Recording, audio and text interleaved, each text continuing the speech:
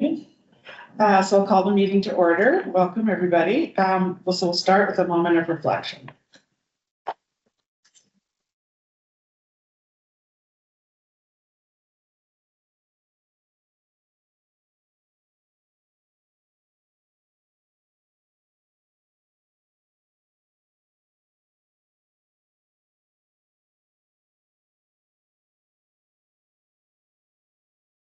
Okay, I'll just read our Indigenous acknowledgement.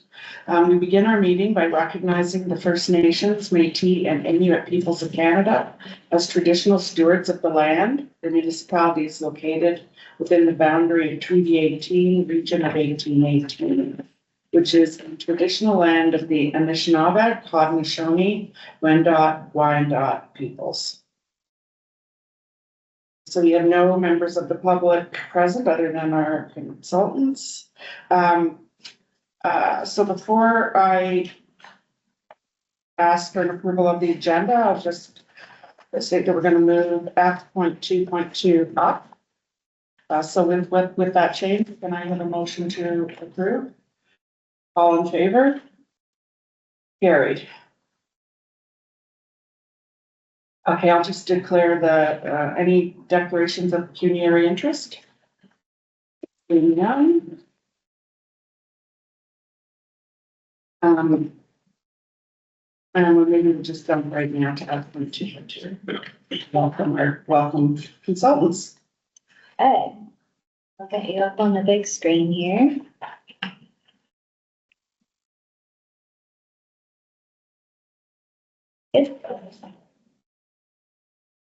Okay, so did you want to give a bit of an intro? Because the last we were here, the name of the firm wasn't public. I know we shared that since, but tell us. Yes, so really excited to announce that Salter Pylon. Am I pronouncing that correctly? It's Pilon. Pilon. Salter Pilon has been awarded the contract for the space utilization study. We do have 3 members of their team here today for a brief introduction, and I guess we could probably comment on some of the progress we've already made in a very short period of time. I think Mark and I over the last couple of days have been really crunching with, trying to get consultations scheduled and that sort of thing. But they did come visit us recently for an in-person site visit.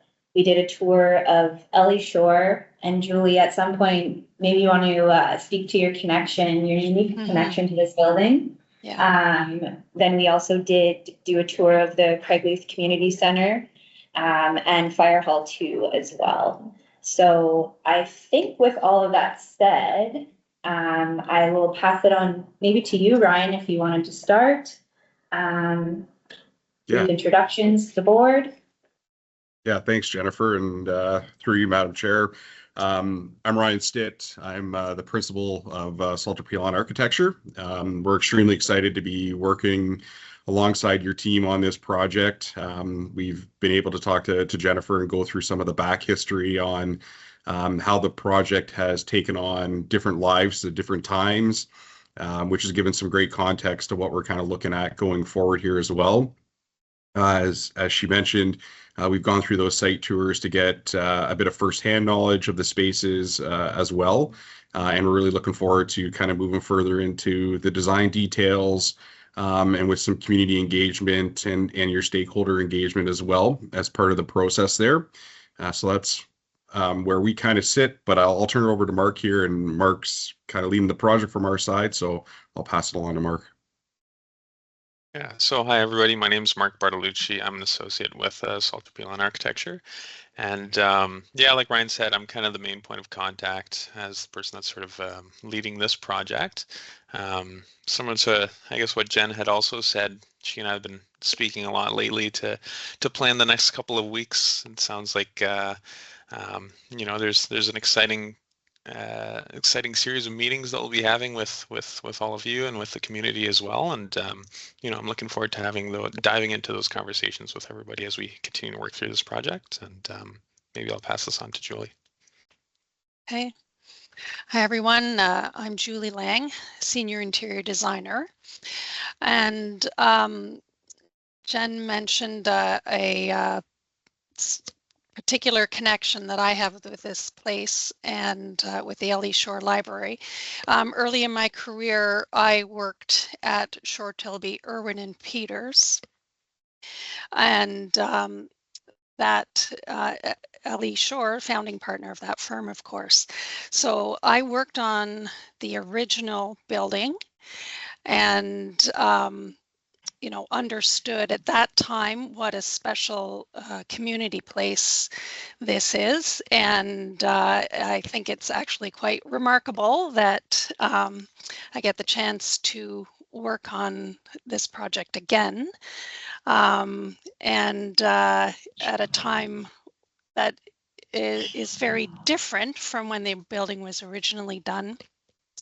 Programming in libraries was very different. You know, a single librarian and some children's programming, and that's about it. So, of course, the gallery space expands the reach of the LE Shore facility, and it's going to be great to help make this space, make this whole facility, the library, a fully a facility that fulfills so much more in the community than when it was originally envisioned. So very happy to be involved in this project. Thanks, Julie. I think the only other thing I will add is just as of yesterday, it all came together very quickly. We have publicly announced through a media release that the contract has been awarded, the study is happening, this is what the study means, and then we also started promoting the community consultation sort of open house, which is going to take place on Tuesday, October 28th. So Mark and I are sort of working through the details behind the scenes, but that has been shared with council as well. And we're really hoping to get the town to help get the word out. Do you need to register for that? No. Just show up. Just show up, and it's from 6 to 8 p.m. So there'll be a short presentation at the beginning, about 15 minutes, and then the rest is really just drop in so the community can learn more about the project and share their input. Yes. And we do, I guess with that said, actually next week, we also have a session scheduled where they'll be coming on site to speak directly with the staff. And then I have also invited the CAO and the manager of fleet and facilities to speak to a couple of other more technical pieces of the project as it relates to sustainability and accessibility and, you know, what are the town's sort of priorities in terms of those things with the physical buildings. And that'll definitely help guide the study, I think, but also just provide an update on where we are with the project and if there's any other relevant information that they can share with the Seltzer Pelon team. So I imagine the board is welcome to come. Do you think we'll get like a full house, like people lining up to? It's hard to Yeah. say because we're not doing registration, but that's definitely what we're hoping for. Yeah. And I think too, just in terms of how we're really pushing the messaging out to the community is, yes, there's this small portion of the study that will talk about Craigleith, and not to say that Craigleith isn't important, but there's a lot of community investment in LE Shore specifically, and that's very much the focus of the messaging we've put out to the public. So I anticipate we'll have a great community response just because of how attached people are to this facility. But yeah, that's really what we're hoping for. It's kind of hard to anticipate who will come.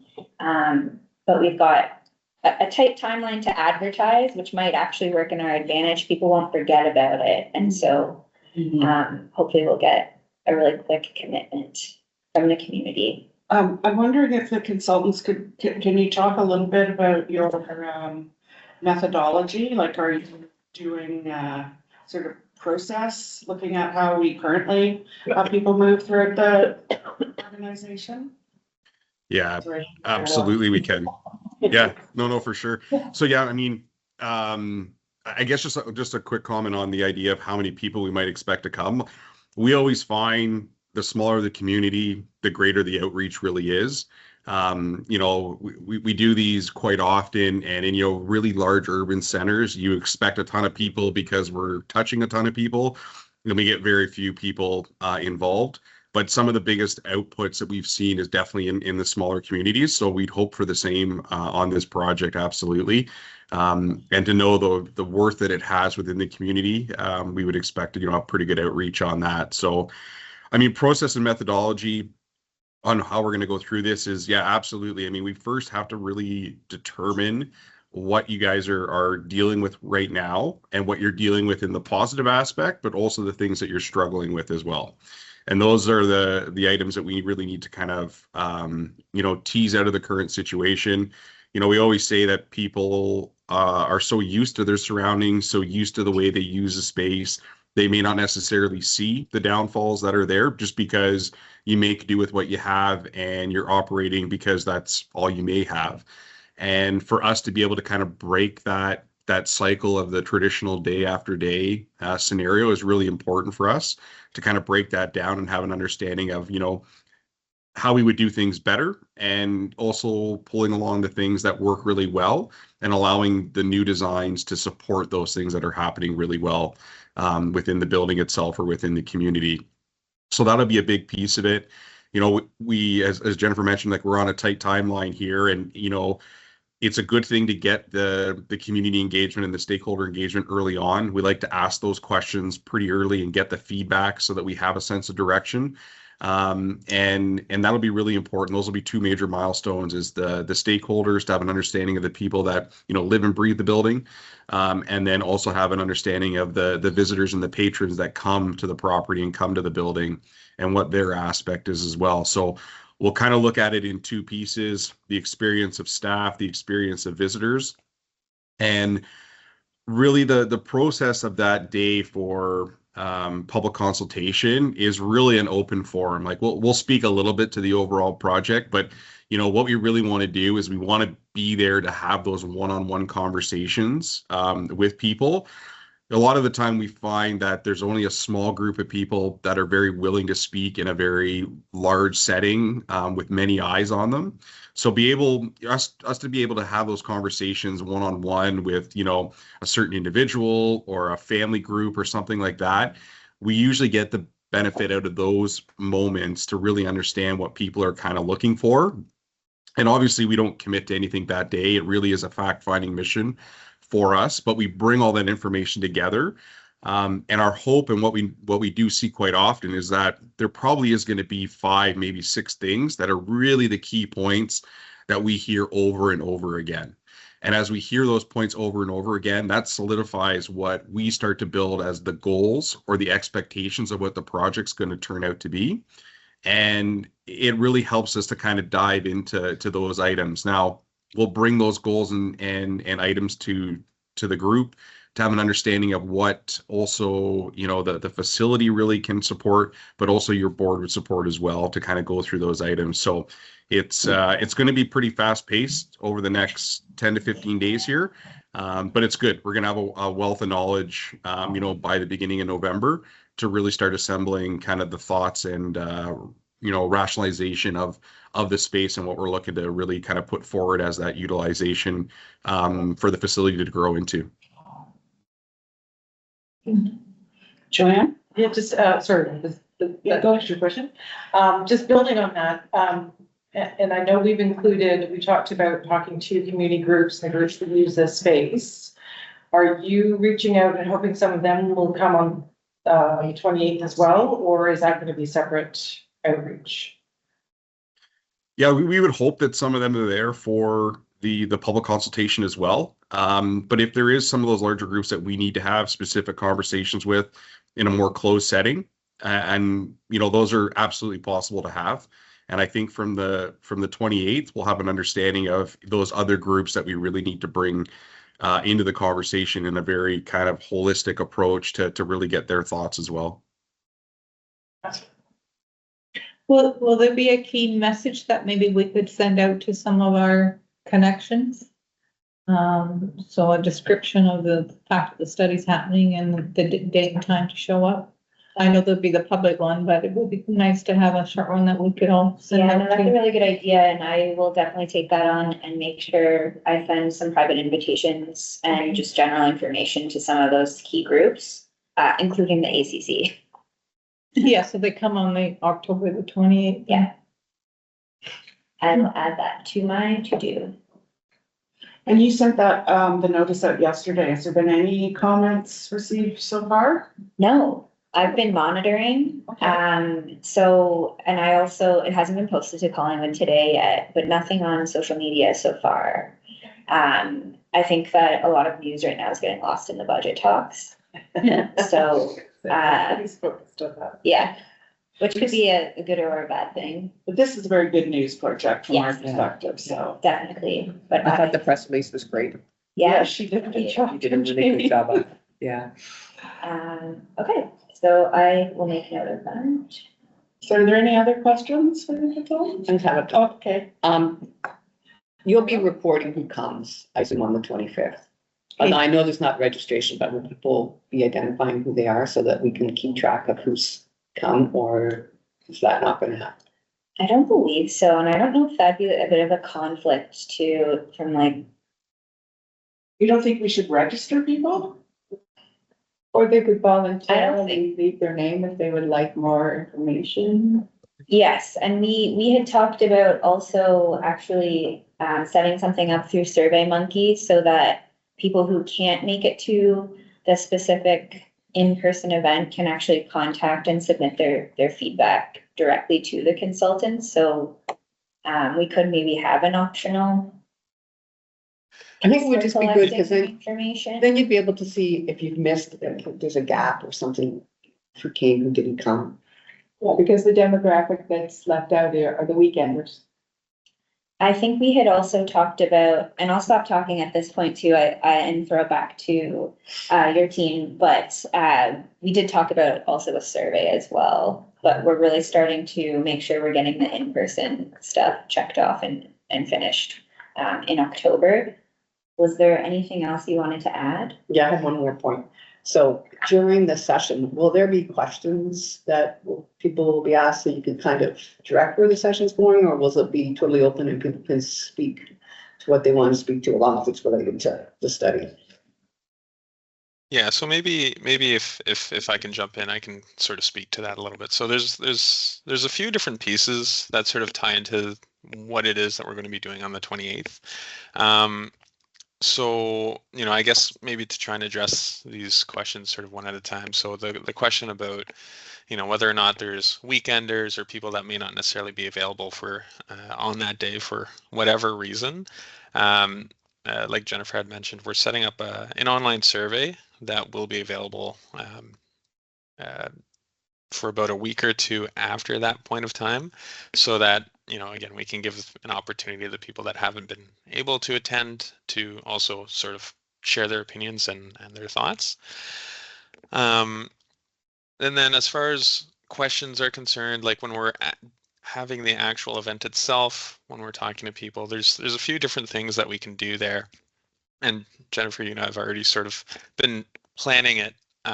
So I guess maybe the easiest way to explain it is if I summarize the event, generally the way that it'll work is, we'll have a little speech at the beginning of it to essentially explain what it is that we're doing and kind of what the goal is.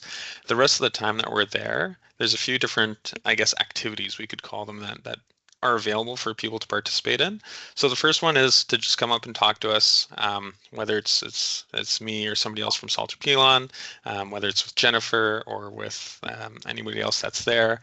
We'll also have, I guess what you could call them as informal sort of survey documents, or maybe not documents is the right word, but maybe boards is the best way to describe it. So essentially an exercise that we do at a lot of these sort of community engagement sessions is we'll set up a series of boards, and it'll have different information on each board. Each board will have a theme associated with it. So, one board might say, why do you come to the library? And then it might say for the books, to study, to do homework, to do work, to engage in a workout, or to use the boardroom or whatever.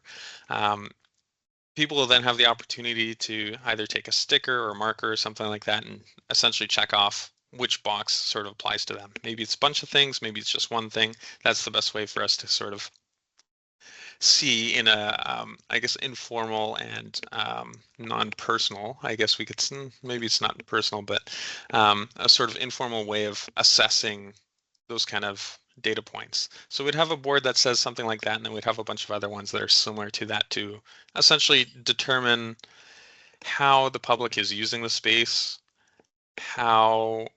what they would like to see added to it, and that would help us essentially assess sort of the statistics of what the library is and how the community uses it. And then the last piece, I guess, to sort of answer the question about whether or not we're recording who's coming and going and maybe what their demographics are. I think that one's a little bit more subjective as to whether or not that's something that we really need for what we're trying to study in this specific project. We've seen that done in the past before, where either we'll have literally a guest book or a log book, I guess you could call it, where everybody that comes in, they could sign off on it. They could put their name, they could put which part of town they live in, their general age range, that kind of thing. For this study itself, I'm not sure whether or not that's something that we want to do. We can do it, but the reason why I kind of question it is essentially the objective of the study is to determine what the library needs for the future. Although we can have an understanding of the demographic, I'm not 100% sure whether or not that'll really inform us clearly on what the library needs. We do have some demographic information from previous studies that were developed over the past 5 to 10 years, and we could use that to essentially inform our final report. But that's one of those things that Jennifer, you and I are sort of working through developing as we get ready for this this community engagement session on the 28th. And I guess maybe I'll just add quickly to that. If you register everybody, then everybody who's given you their email address, they start to have an expectation that they will get the information directly to them because they were there. And sometimes that causes confusion because really the messaging to us about a project like this is to the community as a whole and not just to the people that have, voiced their opinion or been present for one of the presentations early on. It still is very much kind of a control of the overall information that's being cycled back to everybody.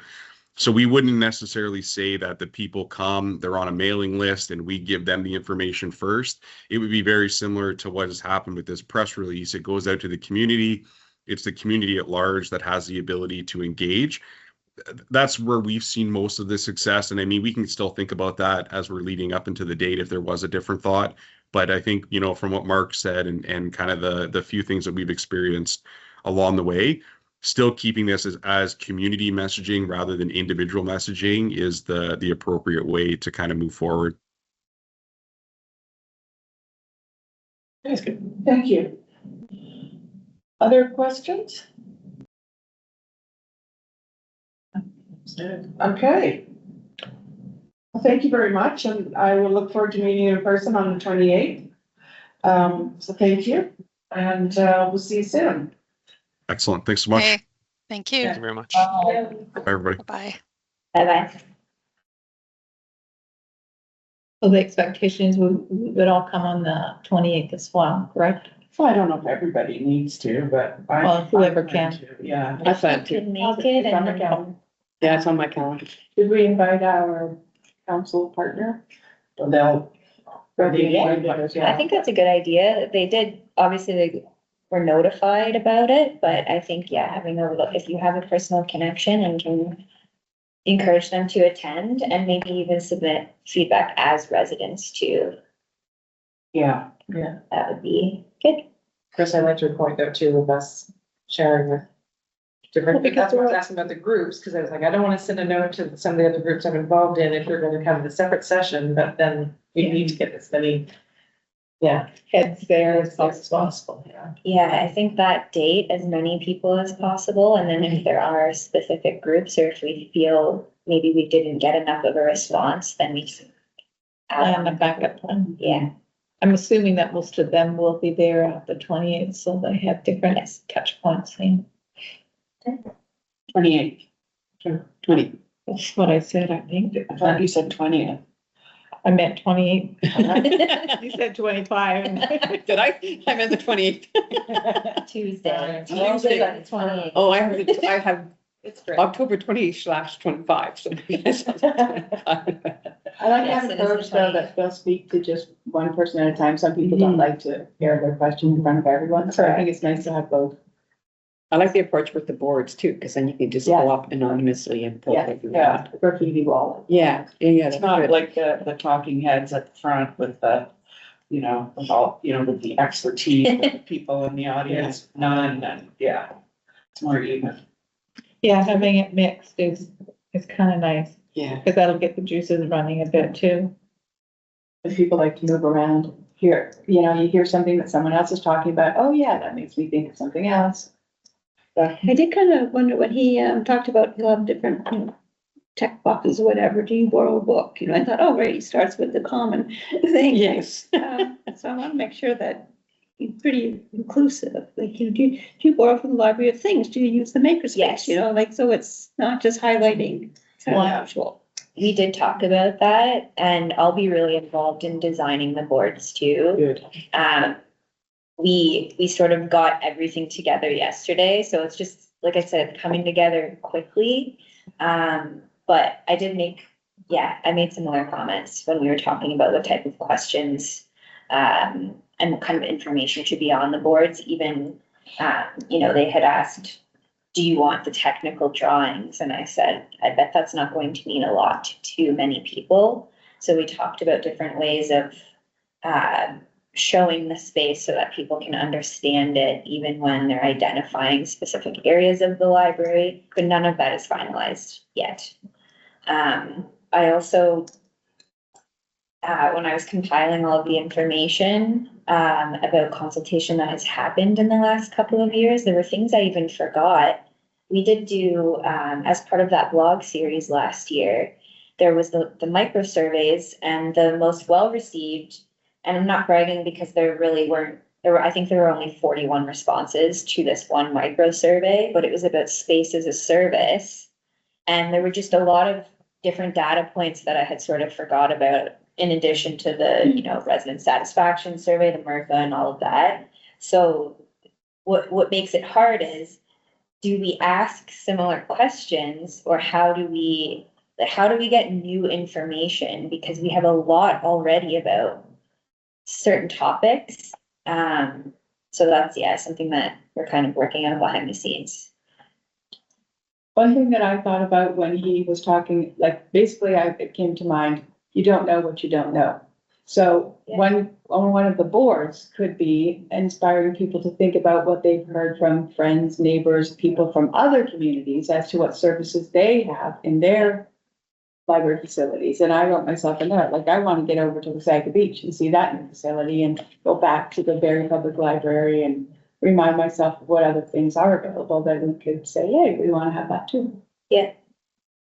That was something we talked about because, that reminded me of two things. The first is with a makerspace, and I think I've mentioned this before at a board meeting, but when I reference, Innisfil, and when they had launched their makerspace, my understanding was it's not that the community was begging for this technology, or that it came out in rigorous community consultation that they needed a makerspace, but over years, they have created this dedicated, group of people, but also new residents to the community who now have the skills to use the equipment and know that it's there and want to use it. So sometimes it's a matter of people might not even know what you can experience in a library until you have it. Or the flip side of that is we can suggest like really trendy things in libraries right now, like a cafe, and people get excited about it. But the other thing is, how many cafes do we have that are walkable distance Yeah, in Yeah. Thornbury and Clarksburg? yeah. You know, do we actually need a cafe, or does it just sound exciting? So, yeah, what questions do you ask to get people to think about what we could be? I think is important, but it's how do we, it's really hard behind the scenes when you're designing something like that, because if you look up the top 10, say, trends in libraries, I'm sure a cafe is on that list. But they have much bigger spaces, and so their priorities would be different than ours. Well, you know, the cafe question came up a couple times with councillors, but to do with Craigley. And Okay, it has to do with the fact that they now charge for parking at the resort, so you have to pay for parking really to get a coffee. Whereas if we had a facility at like the fire hall, yeah, that would be Yeah, it's a whole different issue. a whole yeah. different matter. And It that could would be be, revenue generating too. And they're not so many walkable if you're over there rather than yeah, here. yeah, And, yeah, very interesting. I mean, this is also about how people are using the space now. Because when you start talking to somebody about, so, you know, when you come here, where do you go? Right? What's, you know, what are the things you do here, or where do you sit even? yeah, Can start, and then, well, if you could have something else in that space, what would that be? Because sometimes people are like, oh, you know, people use pencils still. I'd love to have a pencil sharp. Like, it's a small Yeah. thing, but so I can see those one-on-one conversations as well. It's, you know, throwing a whole bunch of, would you like to have 20,000 different things? yeah, I think it's really important that we understand what almost is beloved about this space too. Like, I love being able to come in at 2 PM and nobody's here, or, yeah. I love that plant. I love that plant. Big And plant. weeds. What we don't have really here is reading space. Yeah. To sit down with the book and read in a comfortable chair. That only exists. And I think that's what I mean, like, you know, is I think it could be, you know, I come in and somebody's reading the paper all the time, and there's some space for me to sit, and, Yeah. I think the lovely thing about our community is how, and this comes out in all of the consultation, is how satisfied people are with the space and the services, and say nothing but positive things about the library. And where we went back and forth with this study, and even when I was writing the media release, was, you know, I don't want anything to come across as too leading, but at the same time, I do think it's important to be very clear about the challenges Yeah. that we're experiencing, and we need to talk about them more to kind of shift the community's mentality, and how can we act, like, we know you love this space, we know it's a great space, but it's not a perfect space and we need to fix it.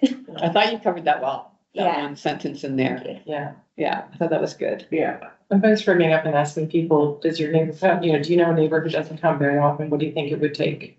Yeah. Sometimes making people think about somebody else is, it opens up more doors. just some context you can provide at the beginning, that, you know, we're looking at this because of certain issues that we're facing. For example, you Yeah, know, we can't, provide all the programs we want to, but we don't have a teen space. Point out the things that we've already identified as a organization.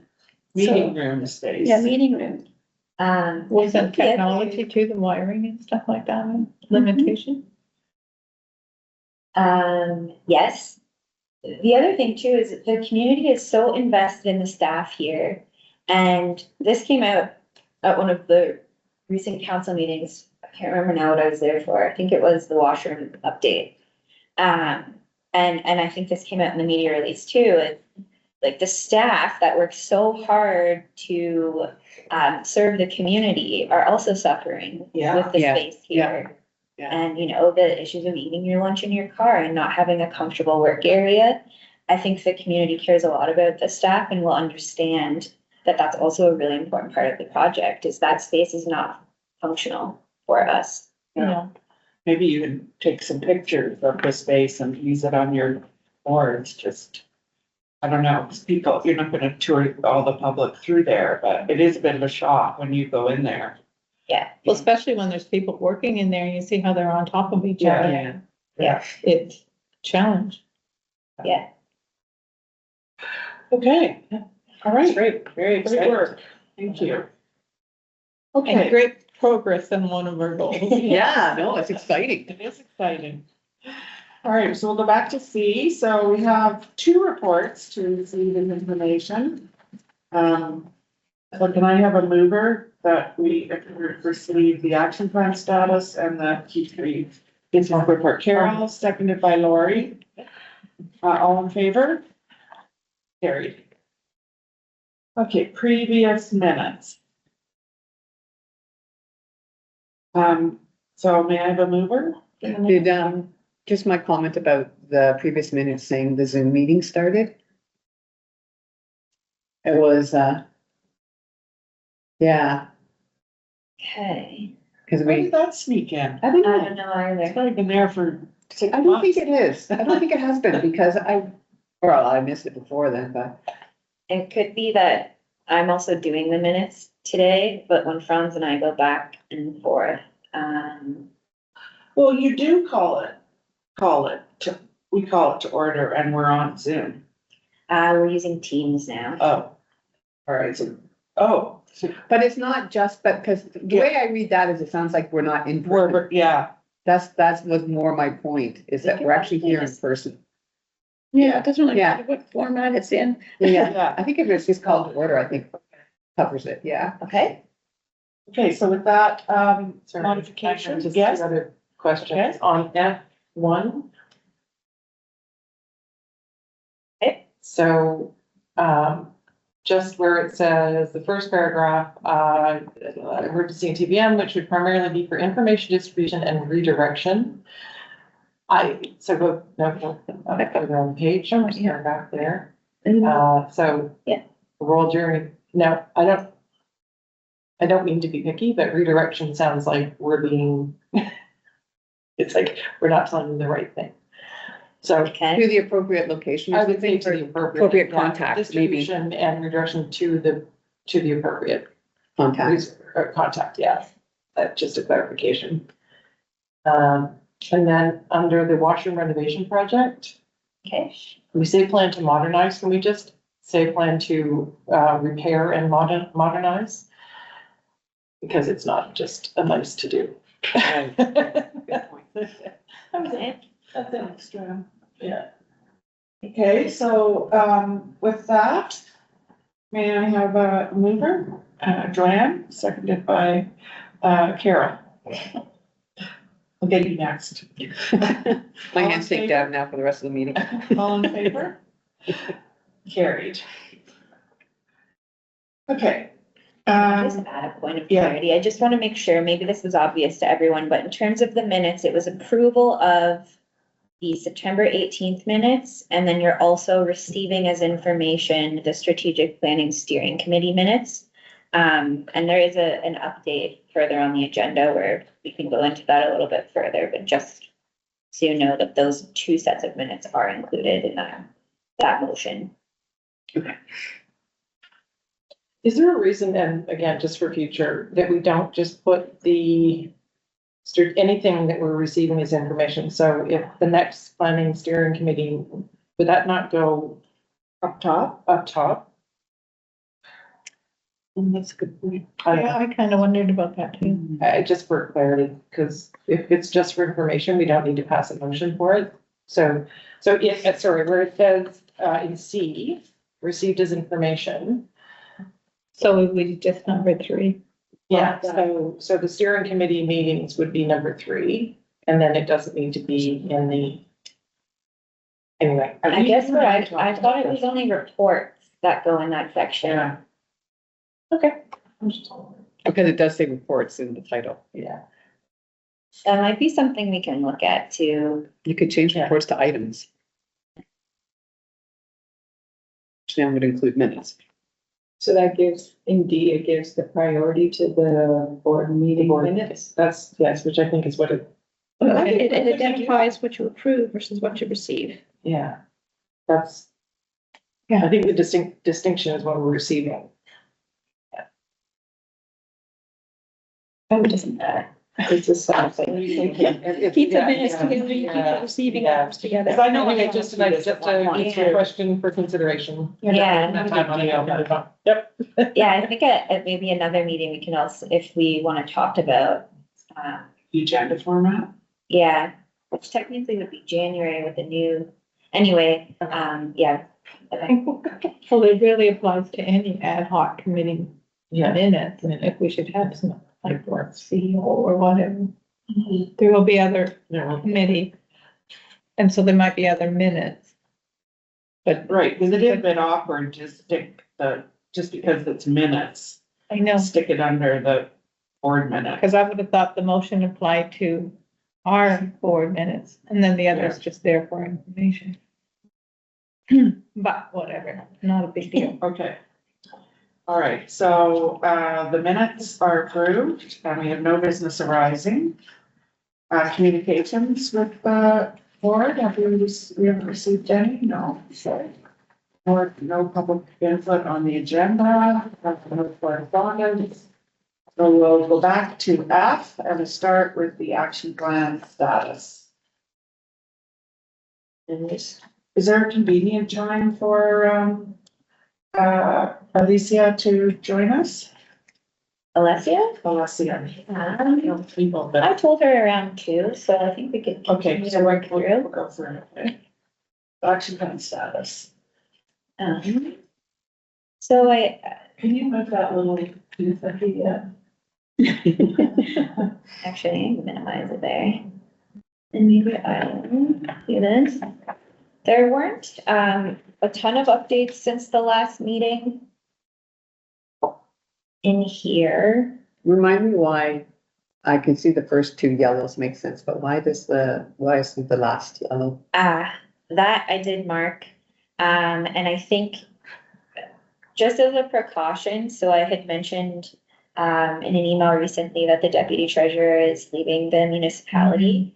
Him and I work a lot closer with Mike on some of the, more so the budgeting items. And I'm hoping that I'll get a meeting with him before he leaves to talk more about the reserves. So I'm not sure if there will be a delay in, also actually in the town and council receiving, their reserve policy. I know right now too, the finance team is completely invested in getting the budget for next year passed. So not to say that the library finances aren't a priority, but I think we're a little bit lower on their list right now, and there's only really so much I can do on my own when it comes to really sorting through some of those reserves.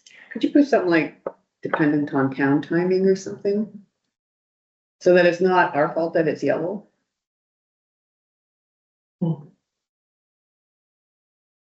Or are people comfortable with what's written there? I'm okay, because we had talked about a multi-year financial plan, but realistically, that may be something with the new, whatever the new council and any direction changes they have. I think another reason too, though, is the charitable status. Yes, the application has been submitted. Will it get approved by the end of the year? Yeah. It And takes, pending, okay, that's fine, yeah. it takes a long time. So Could the wording instead of at risk be in progress? Does this have to be at risk? Sounds a bit negative, I guess. But that's what the yellow is. The yellow is a caution. It's a caution. Yeah. Yeah, I mean, honestly, as we're looking through our strategic plan, and if the town is getting it, struggling, not struggling. Still, their time is impacting our ability, regardless of the reason. It's a risk that we won't have all of our numbers. Yeah. Yeah. Yeah. So, I'm comfortable with it being yellow. yeah. Oh, yeah, I'm comfortable with it being yellow. It's just the rationale for why it's yellow, but if people are comfortable with it, that's fine. It's just so lovely to have this on page. Yeah. if you're ever looking in SharePoint too, there's a folder for our, my gosh, what was this, like our work plan? But what did I call it? It's on there, and there's a version that it says clean, so it's empty in case you ever just want action plan, thank you. Which is just printed off, but then there is another version of it where it has all of the specific goals underneath each, and I've just been sort of making notes to update those items, and I use that to feed into this summary page, or should you have asked me a question that I don't remember, I could go back and reference it, but it does live on there if you ever want to see it. And there's a little bit more detail about some of the items, but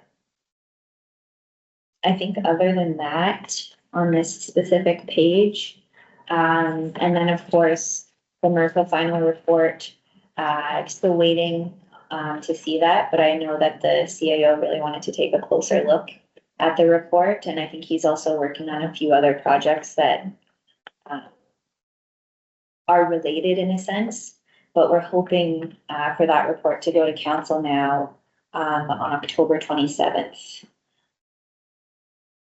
Just want you to know, every time I see cow, I think of computer on wheels, 'cause that's what we call them in hospitals for nurses. Oh, really? And cows. That's the committee of the whole. Committee of the whole, I yeah. always have to readjust. Different lingo. Yeah. Okay, all right, thank you, Jen, and, you started to discuss the MERPA, did you have anything else you wanted to add? I really don't. What's Collingwood doing?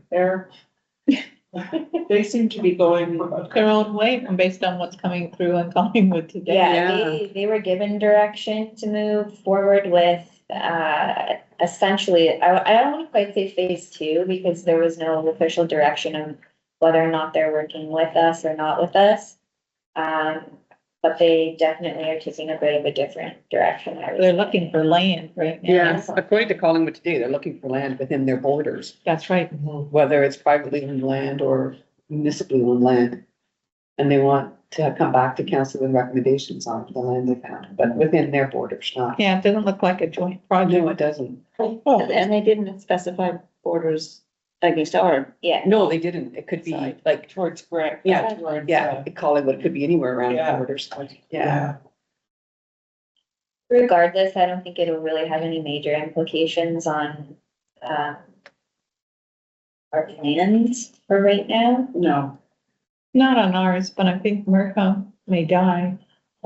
Because on their own, they don't really have the money to do that, do they? Guess we'll find out. Well, I guess council got very loud the message that everybody wants one. But then what do you do with it next? Oh, yeah, they set expectations, didn't they? Yeah. Maybe the Blue Water School Board will put in a brand new huge pool in Craiglee, or school with a pool in Craiglee, in gym there. They want to add to this building here. That they're gonna add on there? That's what the report says. Yeah. But the Beaver Valley Community School, you gonna add on there? Yeah, there's no mention of Craig Leith. It's a new school, sort new of, but it's school. actually an extension of this one, so, you know. That'll help the library. well, it'll increase our volume. It'll increase the volume, yeah. It'll help our argument. Is it just on their current land? Yeah, apparently. Ah. Well, they do have a lot of portables. They were demolishing a couple of sheds recently, I think because of space, but I don't know what they're putting there. So no pool, Joanne, I think. Sorry? I don't think the pool's coming. I'm not excited. Well, never say never. Never say never, true. Okay, so are we ready to move to, number 3, the digitization? I just need to send Alessia a share. Just, so are we planning on going to the, committee of the whole on the 27th? Because of the Murphy report? If it ends up making it on the agenda, or if I get the heads up that it's for sure going on the agenda, I will share that with the board. I don't think you need to add that to your calendar just yet. This sort of a rough date that I was given. And it was coming to our council? Yes. Okay. Okay, so, we'll just wait for Alicia. Do you want to, do the, Craig Leith update while we wait for Alicia to come on, or is it gonna be longer? Sorry. Oh, me. It's not that long. Nope. Sorry, I bypassed Joanne, but I figured that might be a bit longer this time. No, that's fine. Okay, I'm expecting to jump episode soon. Sorry. It's okay. I sent an email to you guys, Yeah. about, the comments that, I made at council, because I thought it was a good opportunity to make sure council sort of, there was two deputations from the lead people of the committee, and I was the only other person there, so I used the public comment period. And I thought it was a good idea to draw in all the threads that I'm involved in, and, you know, so the library, and also the president of the tennis, and then of course the MRF and stuff. So pointing out that there were all these threads that kind of were, you know, the town is involved in various ways, and that supporting the Craigleith Working Group's request for $25,000 for community consultations would be a good thing, because it would address all these different threats. Anyway, Paula Hope asked me afterwards if she put forward a notice of motion identifying the need for those consultations to cover all the topics I mentioned. And at the time, I was kind of, I'm surprised, because I thought, well, I'm not sure that's necessary, which I said to her, because already the material that the Craigleith Working Group did let me contribute to it anyway, and it already identified all those different threats. So I think the committee's going to do that regardless. I didn't know if the board had a different thought on that. So they're going to do a consultation. They've asked, they need a budget presentation to the Council. town to add 25,000 to the town budget for 2026 to do, to fund community engagement in Craigleith around what does the community want to see there. So more so than just the, you know, the walkways aren't safe. Exactly, they kind of moved past that, they're saying, okay, we've kind of had that in hand. So what else are people in the Yeah. area interested in? And so this is saying, well, let's do a community engagement. And it's partly because there's a lot of attention to Tees Please. And everybody wants something there, right? So Yeah. they've got the long-term care, they're talking about staff facilities for the long-term care. Georgian Bay Racket Initiatives identified that property because of the conservation area. So, and a lot of the original people on the Craigleith Working Group come from Windfall, right in that area. So that's pretty high on their radar. Yeah. But that's sort of, I think, probably the starting point. But we've also talked about the library and the old fire hall, and, you know, schools came up, of course, which is kind of ironic that then the water talks about a school, but not there. So they were asking, well, maybe it's a good time just to sit down and have a general community engagement around, you know, all these land uses or facility asset uses in the area. Yeah. So that's what they are asking of town, and the actual document that was forward, they were happy to include what I suggested in terms of libraries. So that their request is for professionally led workshops in Craigleith with individuals and groups. Discussions would include underutilized municipal assets like Craigleith Community Center, existing fire hall best use, secondary plan areas, and I think Tees Please is a secondary plan. Topics should include workforce housing, library community hub services, e.g. meeting place for community groups and events, private space for meetings, studying, teens place, makerspace, etc. That was me. Then indoor, outdoor tennis, pickleball, or MRF, roadwork, schools, office, and commercial space needs, etc. As well, discussion should include plans for Tees Please, Gray Road, 1921 intersection, community park, trails, master planning, pedestrian crossing, traffic impact, and signage, etc. Good. So most of the people that live in that area, are they full-timers or part-timers? Weekender? Can you talk about Windfall in particular, is that, or just generally No, the Craigleith? Craigleith area. I don't know, but I can tell you from, when I went to a meeting in Windfall, for example, Yeah. I followed school buses disgorging kids. Oh, okay. Yeah, so it was originally thought to be a retirement community or a skiing weekend community, and it's not. Oh, that's interesting. Yeah, and I know my street, which originally which is not, it's quite a bit further away from that area. And really, there was mostly weekenders. And now I'd say more than half are full-time. So it's changing. It's changing. Okay, thank you. Does the MRFA, in the MRFA information, people indicated their sort of area of residence, did they not? So, I believe so, I yeah. think so I'm just thinking about marrying the information, obviously that's great, but so you would have a lot of that information by Craigleith residents in terms of MRFA.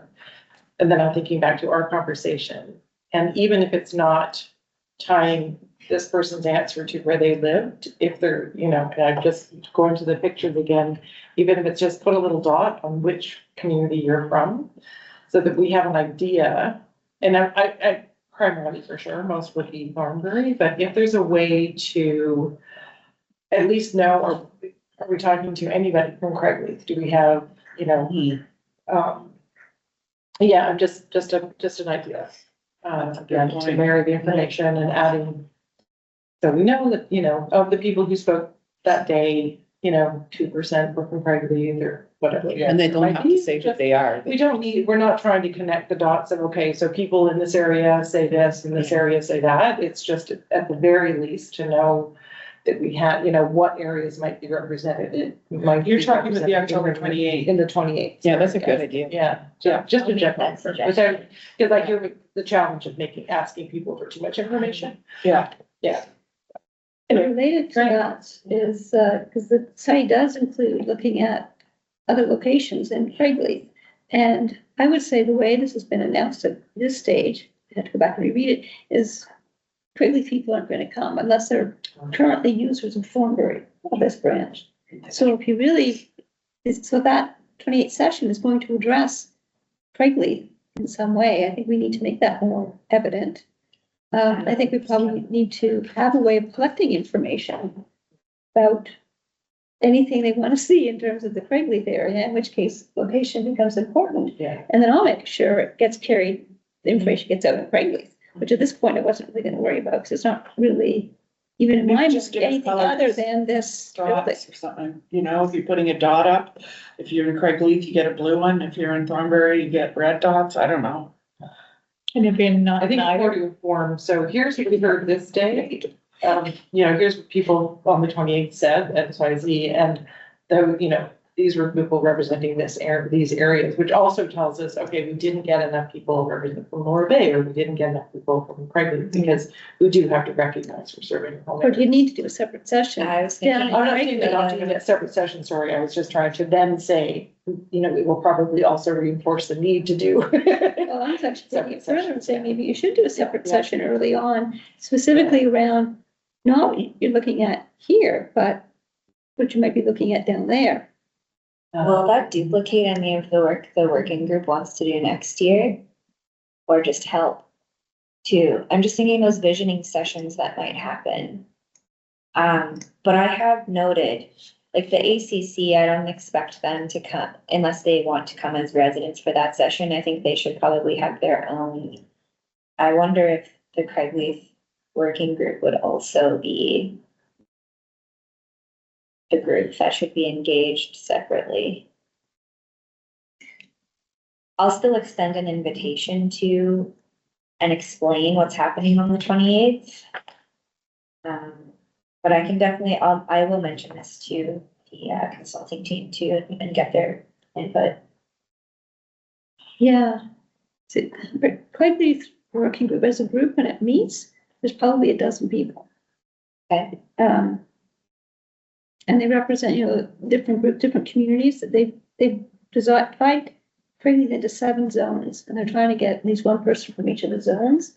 And, but that's who shows up around the table. So is it, How do we get the others? Is that what you mean? well, yeah, that's why they want to do the community consultation thing. Yeah. So I'm not really sure, yeah. Yeah, I'll The take order. this back to Mark, and that's an idea that can come too. I think the one thing we're struggling with though is the timeline. Like even finding space to do October 28th was hard. Is it I here? mean, it's here, Yeah. yeah, where Craigleith would be.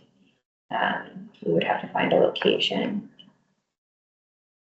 And I think if you wanted to meet with the Craig Leith Working Group, you'd have to be not so much talking about this building, but in the context of what services might go out there. And you could do almost, initial focus group with the working group.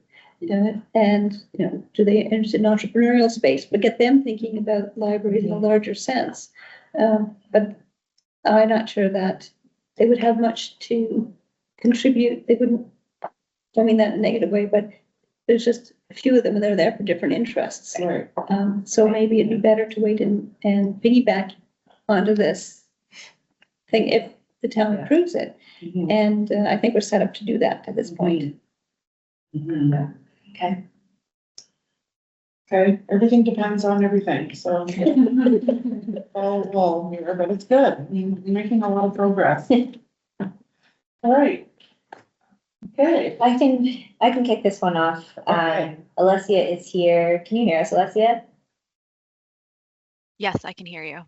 Okay, we can hear you too. I'll do like a really brief introduction. Correct me if I'm wrong on any of these details, Alessia.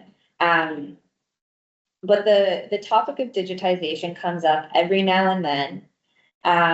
Obviously it comes up when we're drafting our budget every year, when we're looking at grants, that sort of thing.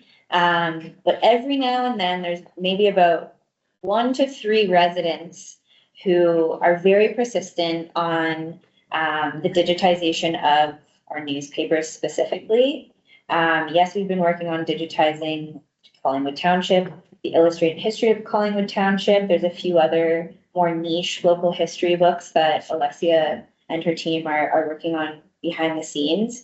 But the reason I wanted to have this conversation is before the budget comes to the board, it's something that we could think about.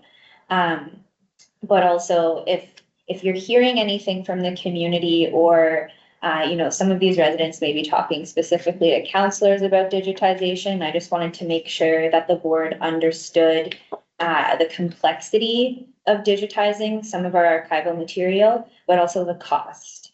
And so sure, there are different ways that you could digitize by, small increments and planning, specific years to be done in 2026 and whatever else. But it really isn't that simple. So I wanted to bring Alessia into the conversation as well, because she's very much the expert. And she has a lot of knowledge on, the damage that has actually been done to previous newspapers. And just, she has a really good understanding of the process of our collection. So I think with that said, I'll pass it over to you, Alessia. Perfect. And you can. I just want to say I'm very excited about this because I'm a big fan of old newspapers, so. I've spent many hours going through the Mississippi Mills Almont Gazette from 1859. Oh, So. there's one more thing. Sorry, Alessia. One more thing I wanted to say too. I think, and maybe if you could clear this up with the board too. We've been working very closely with the Historical Society, and I think for again those that like niche group of people who do a lot of research and have a lot of appreciation for the archive, there are some misunderstandings in terms of how the public can access our collection, interact with it. And so maybe you could also speak a little bit to that, Alessia, just to maybe put some of those rumors to rest and just to make sure that we're all on the same page. Can I just ask for one other point of clarification? When we say digitization, do we mean digitization and indexing, or are we just talking digitization? Just digitization, indexing would become a little bit later, and normally we have volunteers do that. So that's how the Collingwood Township book has an index. We also have an index for some of our other historical books, and those were all done by great volunteers over the past 10-ish years. Yeah. Okay. So we have two things here. So we have our newspaper collection, which is roughly 110 years worth of newspapers, starting in 1880-ish, I think is one of our earliest ones. There are maybe 1 or 2 or 3 newspapers for those early years. And then from 1900 up until 2010, we have a lot more. So I call them tomes because they're very large bound books. They're not just loose leaf newspapers. For the majority of them, they are bound in a book like setting, which is perfect, and it helps take care of them for longer. So then we have our microfiche. So in the early 2000s, Ellie Shore digitized a very large amount of microfiche. So we have roughly around 4,800 microfiche. So they're roughly like little this big. You would have used them in high school and elementary school. You would have written on this transparent paper. So it's in the same sense, just with the newspapers kind of shadowed on top of them. So yeah, there's around 4,800 of them. Some are missing over the years, and then some of them just weren't I want to call it photocopied onto the transfer paper the greatest, so they are a little bit faded. But for the majority of the part, these microfiche are in very great condition. So the prices to digitize newspapers are going to be different than digitizing microfiche. Just because of the size, but also the complexity. Those 4,800 sheets have around 6 to 24 newspapers on them versus the books, which have around, I want to say, 100. And so let's say one newspaper a week for 4 months times, 12 months. So we have around 48 issues for 1 year. Then roughly there's 12 pages in a newspaper. Obviously, sometimes there's 24, sometimes there's less. So we went with 12 just to make the math a little bit easier. So within a year, there's a roughly around 576 pages. And then for each page, which isn't just one single piece of paper, it's the front and the back are considered 2 pages.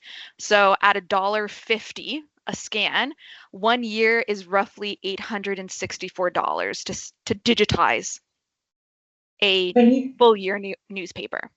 Wait, can you say that again? Of course. I'll say it slower. So for one average newspaper, let's say there are 4 newspapers a week, times that by 12 months, we have around 48 issues of newspapers.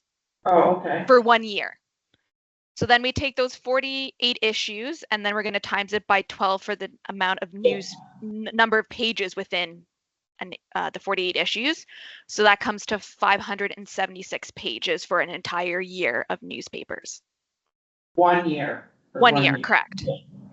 And you said it was $1.50? $1.50 per scan.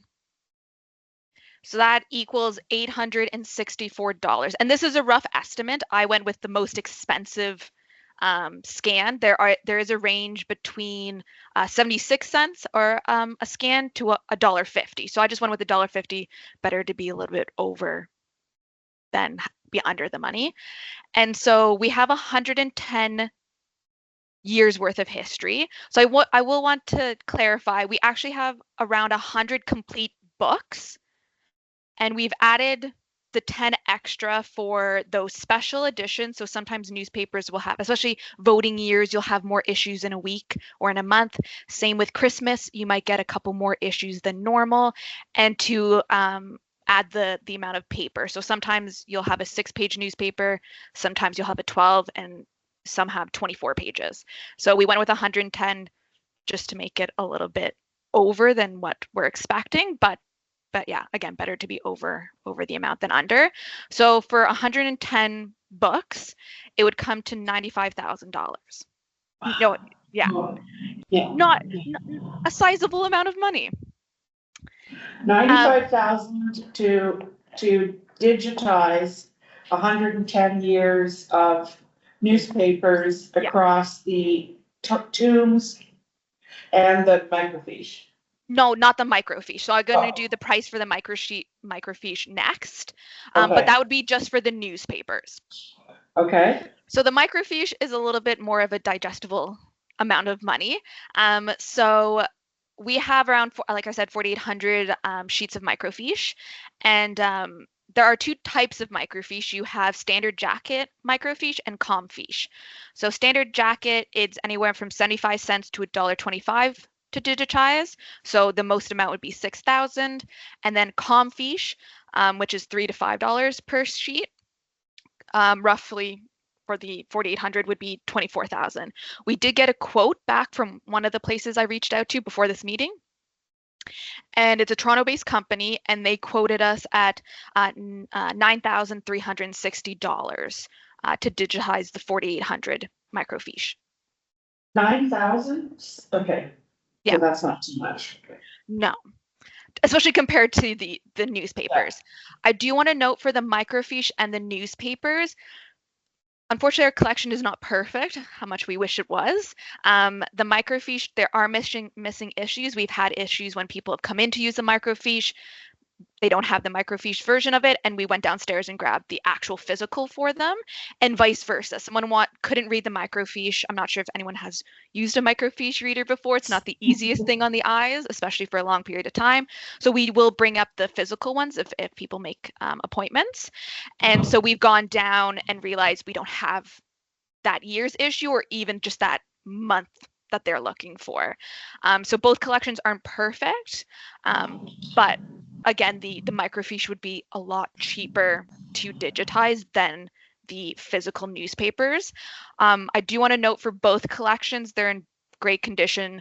Microfiche has a shelf life of around 500 years, as long as they're stored correctly, and the library's done a good job. And then when it was transferred over here in 2016, we yearly check it to make sure that there's no damage caused by any of the environment that it's currently housed in. So, Alessia, the machines that would be used to digitize, when you say about 95,000, that's sending it somewhere and having somebody else do it. Correct. Have you approached any of the genealogical societies? Do they not have programs or grants? The Mormons are very good at digitizing every last thing they can get their hands on. We're still looking into that. We do have to keep in mind that we don't want to destroy the books. So when the microfiche were done in the early 2000s, some of them they were in bound books when they were sent. They came back unbound, and some of them were damaged. Pardon? When you say they came back, to who damaged them? I'm not sure. It was the company who did it. I'm not sure who did it. They just cut them, and any type of unbinding of anything will cause damage onto the paper, and especially newspapers. We all know how thin they are compared to just normal book paper. So a few of them were just damaged in that way. It was more of the wear and tear of unbinding them and then returning them. So the reason why maybe 95,000 is a lot higher is because we would have to go with an archival company to do it, because they won't use flatbeds because we don't want to squish the papers down. They'll be almost like a V-shaped scanner. You can see them if you've ever watched like historical documentaries. You can see them scanning with a V. And so it's a little bit of a different process than just even what we did with the Collingwood Township book. We gave them Riverside Press an old copy of a Collingwood Township book, and they cut it from the bindings and easily put it through their filter to scan. The only problem with this whole, like the whole project in itself, that's just the base cost of either the microfiche or the newspapers. There's the additional cost of housing it, because these files will take up a lot of storage, more storage. A lot of archives and museums and libraries who've done this before have used outside services to house them. So there's that. No longer it's just that flat cost of $9,300. It is a yearly cost to maintain that off-site housing facility, and hopefully with that it would also pay for the maintaining the digital integrity of the file. So obviously technology isn't perfect. They do degrade over time. The more people open it or edit it and all that kind of stuff will degrade the file over time, maybe make it blurry. I'm not sure if you guys have looked at your, that first photo you took with your iPhone versus the pictures you take now with your iPhone. That original photo is kind of grainy looking versus the one now. It's more clear and crisp. So that's what happens with digital material over time. The programs get better, but that file stays the same, and then becomes a little bit blurry and a little bit damaged digitally. So there's that maintenance cost of making sure that as these programs upgrade, the file upgrades with the program. So we at the museum, if we look at things that were done digitized in 2008 when we first opened, we're having to digitize it again because it's just over time, it's pixelated or the technology just wasn't at a place to digitize properly. So we have to keep that in mind that yes, it'll be fine for the next, 5 to 10 years, but at that 15-year range, that 20-year range, it might be an additional cost that we'll have to update it. We are going to look in other ways of maybe finding larger institutions to house this information, seeing if, if we take the brunt of the cost, if they can house it and make it publicly accessible to our community and our patrons, trying to figure out that way as well so that it's not a subscription cost for us over the years. But that's the general cost of the whole thing. It's not just a single cost. It is I guess a lifetime cost would be more accurate. And these are our only copies, so if anything was to happen, like there was a fire, they'd be gone, right? Correct. And vice versa, if we were to send it just to a general person to digitize them and they destroy those original copies, if something happens to those digital ones, we've now lost the original ones. So it's kind of like it's never a perfect world, but we got to find a balance. So that's why we might pay a little bit more to make sure that the originals stay good, but that we also have that digital copy for both scenarios. So are you asking for over $100,000 next year? No. I just wanted to make the board aware of these prices, especially if the community comes asking. And it's not that we don't want to do this or we don't put a price on our community's history, but it's not just a simple solution, I think, is what we want to make everyone aware of. It's not just this, quickly digitize, put it online, and then it's there for anyone to take a quick click or, a command find to find out the information. It is a long and costly process to digitize our history. We've done very well. We currently have almost 4,000 records available online from our collection from 2016 until today. So we add our community's history all the time. The newspapers are just a little bit different just because we don't have a scanner here that's big enough to digitize. But it is something that, like, a lot of people like reading those old newspapers. They want to see what their community was doing in the 1920s, even in the 1800s. And we do get a lot of researchers who are able to come to the building, and then we do have that option if they're unable to. So we've had research requests from Australia looking for community history. We've had them from the States where our staff has compiled that information for them. There are other avenues that this digitization doesn't have to happen all at once or as quickly as possible. There are other routes that allow people to access our collection. I have a quick question. Just out of curiosity, how much does a scanner cost? Yeah, that was my question too. They're very expensive. We were talking 100,000 plus for basic. For the V ones, we're talking like 45,000, 50,000 and up for those scanners. But then we'd have to deal with there's the staff time and then the housing, and we have I didn't mean to interrupt, Alessia. Oh, no, go ahead. We have talked to IT in the past. And even with, like, right now, I think we're basically at capacity with what we're storing on the server. Or we're getting there. Am I right, Alessia? Like, when we've talked to IT about the size of images that are on there. But also the other part is I did reach out to the clerk's department to see if this is a priority for the records management coordinator. Are you looking into digitization? Are you looking into getting a server, that sort of thing? And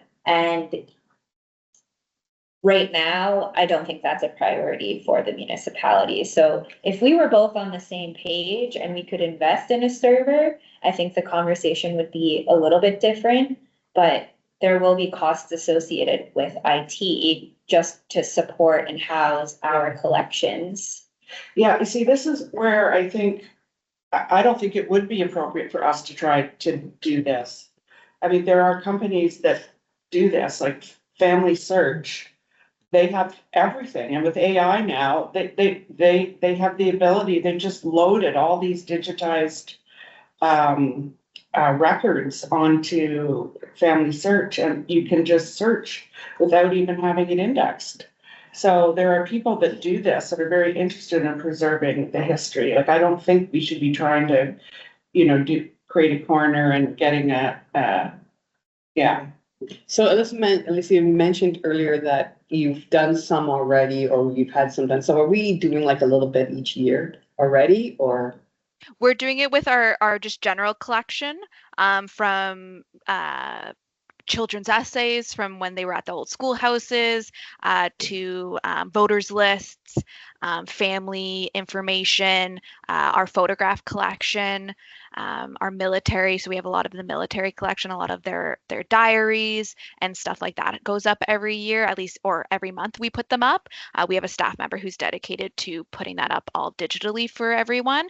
And then we have our intern who does a lot of the digitization of our records. So since 2008, when we opened, it's just been a slow process of slowly digitizing all of that stuff. And our collection was more item or object based before, and now we're a lot heavier on the archives. But it is a time consuming endeavor. It's not, I think a lot of people think, oh, it's just like a quick little scan of it and then it goes up. It does take a little bit more. And unfortunately, a lot of people can't read handwriting anymore. So our staff does take a bit longer to transcribe that information for those who can't read handwriting. And some of it is quite flourished or kind of squished together. So we do spend time doing that. So we haven't done newspapers then? No, we haven't done newspapers, no. Okay. Joanne? Yeah, I mean, first I want to say thank you. This is great information to know, and it is important, it's important for us to know and understand this context, because you're right, people will ask or comment, et cetera. And I think it's really important now, just thinking about the strategic planning, is really understanding within CHD, you do so many different things, but really like where, the community is looking for certain things. What are true priorities? What are we as a local archive? Where's the threshold? And I have some experience with the National Archive in Ottawa. So there's a threshold that we should recommend that we sort of max out at, I'll say, where then you go, okay, there's certain, I think they're called fonds or whatever, that you kind of turn over to a bigger organization because we're only local, we have limited space, but you still recognize the value and importance of it being part of the National Archive of a national history, even though it's local. So it just, anyway, it's sort of going through my head about the strategic planning is to kind of go, okay, so what is within digitization, what might be our priorities, and should we be looking to support a percentage of it, some of it, et cetera. So just adding it to our sort of more detailed considerations for planning for the next 4 years. Yeah. So, I mean, I don't think we were expecting that you would manage this off the corner of your desk. I think it is a really important thing to know, because that's really valuable information. And if it's only in one physical copy, then it's very vulnerable. I think the only other thing I want to add to the conversation is, and again, this only ever really comes up with one or two people. It's not something we're loudly hearing from the community, but is the accessibility of the microfilm reader or microfiche reader. And it lives at the museum, and it lives there for a reason. It is not easily, here, the staff can go pick it up and move it to Ellie Shore. We can't do that. We can't just do it for one person. But those are where our experts are. That's the space where staff can actually oversee and supervise the use of the equipment to make sure that things don't go missing, or like Alessia said, all of a sudden, maybe they find out we don't have a specific year, and then you need to lean on the staff to go down into the archive and find the physical copy for you. So it's not, we don't want to make that information inaccessible to the public, but it doesn't live at Ellie Shore for a reason. And the staff at the museum can navigate information probably a lot faster too, pending what people are looking for. So I think at least a priority for us is also just to really let the community know that those services are available. If you're looking for information, come into the museum, come into the archive. We can't just easily put everything online. And I know everyone just is used to coming to Ellie Shore, but really getting people into CHD to see, what lives there beyond the collection, and look at the expertise that is sitting in that facility. It's not here at Ellie Shore. And so I just think that's an important point So to highlight. are we really getting to kind of the heads up that there's some community dissatisfaction, or are you looking for support to, maybe not today, but to develop a strategy to work towards digitizing these? Or do you want to leave it as is for a while? I think at this point, unless looking at the microfiche and the numbers that Alessia gave, I personally would never recommend that we put $100,000 into the capital budget to digitize all of the newspapers, especially based off of not only the cost, but the information Alessia provided. The microfiche, I think that's doable, but in the grand scheme of the budget and the issues that we're having at the depot, just in terms of the facility itself, is that a priority? And is it a priority? The community can access that information and it's being housed safely where it is right now. But to speak to your other question about, is this a warning if, a community member comes to the board? There are a few members that have reached out to us, and I think they have brought it to council, and I think there are some councillors that are obviously really supportive of the museum, the collection, but I don't necessarily think there's a larger understanding on everything that Alessia covered today. So should you be approached, I think it's just important that we all understand the reality of the digitization, but I think we also have a responsibility to continue to communicate to the community all of the services the museum provides, and maybe getting people in there to see it for themselves. I mean, that's sad. Now that I know there's 110 years that aren't digitized, I think we should develop a strategy to work towards that. It doesn't have to happen now, but it should be in our plans, I would think. Is anybody? Could you do like a bundle, like maybe a year or something, and just so that we have a bit of a strategy over 10 years of all be digitized or something, or is that not a logistical way of doing it? Well, it's very complicated because then it's the housing part of it. So you could budget to digitize it, but Well, not if it went to Family Search, for example, or the Ontario Genealogical Society, they wouldn't charge. but then we would also have to see how they digitize and whether or not it'll damage. Any of Those our two records. organizations would not, because that's their business, right? But I feel like there's a need for some sort of, I think it's really Longer-term important. This strategy. is what I'm realizing is I don't think we have a strong enough picture of all of the challenges, or we'll call them opportunities, with our museum and archives. yeah, I think there's, if that, to me, that feels like probably the tip of the iceberg of, and so back to, I think this is really important, and I think it's opened our eyes to one thing, but definitely having a good conversation, and maybe we should set this up as part of strategic planning, is, Alessia, what are the priorities, in the next 10 years, if, we're expected to continue to collect this information and these donations, et cetera,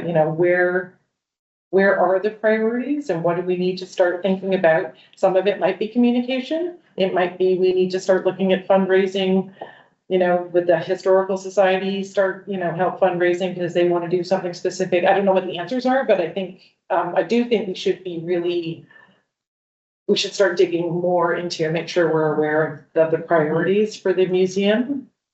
Because it is, I'll say it, it's a second thought, right? And there's so much there. It's amazing. Yeah, it shouldn't be. And it shouldn't be a second thought. Yeah. Again, if we're gonna be a tourism, you know, it's part of our tourism opportunity. Lots of people come in, they wanna see museums, they wanna see the local, you know, again, so I'm just sort of thinking that let's make sure as an action step that we sooner rather than later start talking about the priorities within the museum and archives.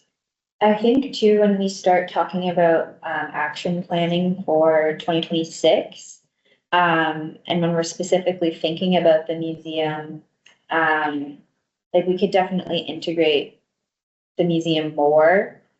Where was I going with this? I think the other thing I wanted to say too, though, is Alessia has done, and her team they've been focusing a lot on the collection over the last 2 years. So if you remember, we closed down for about a month in the fall, and their team completely reorganized the archive. It looks amazing. I think it was also a good opportunity for even me as a new staff member to get to know the collection. But when we're talking about digitization versus some of the other issues, even as it relates to the collection, I think storage is huge. Alessia, would you agree? Storage is a problem at any museum or archive. You can go to our neighboring museums and they'll tell you the same thing. You'll go to the National Archives and they'll say the exact same thing. Storage is always a problem. And that's why digitization is usually the way it goes. But again, people are putting too much emphasis on digitization, not realizing that it's not the quick fix that I think they were hoping for when it comes to storage.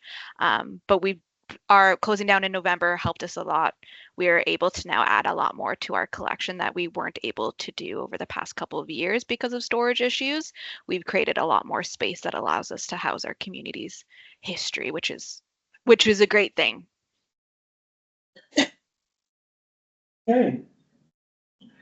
Any other questions? I'm just thinking it's not, excuse me, a quick fix only. It's also not the long-term care solution either. Mhm.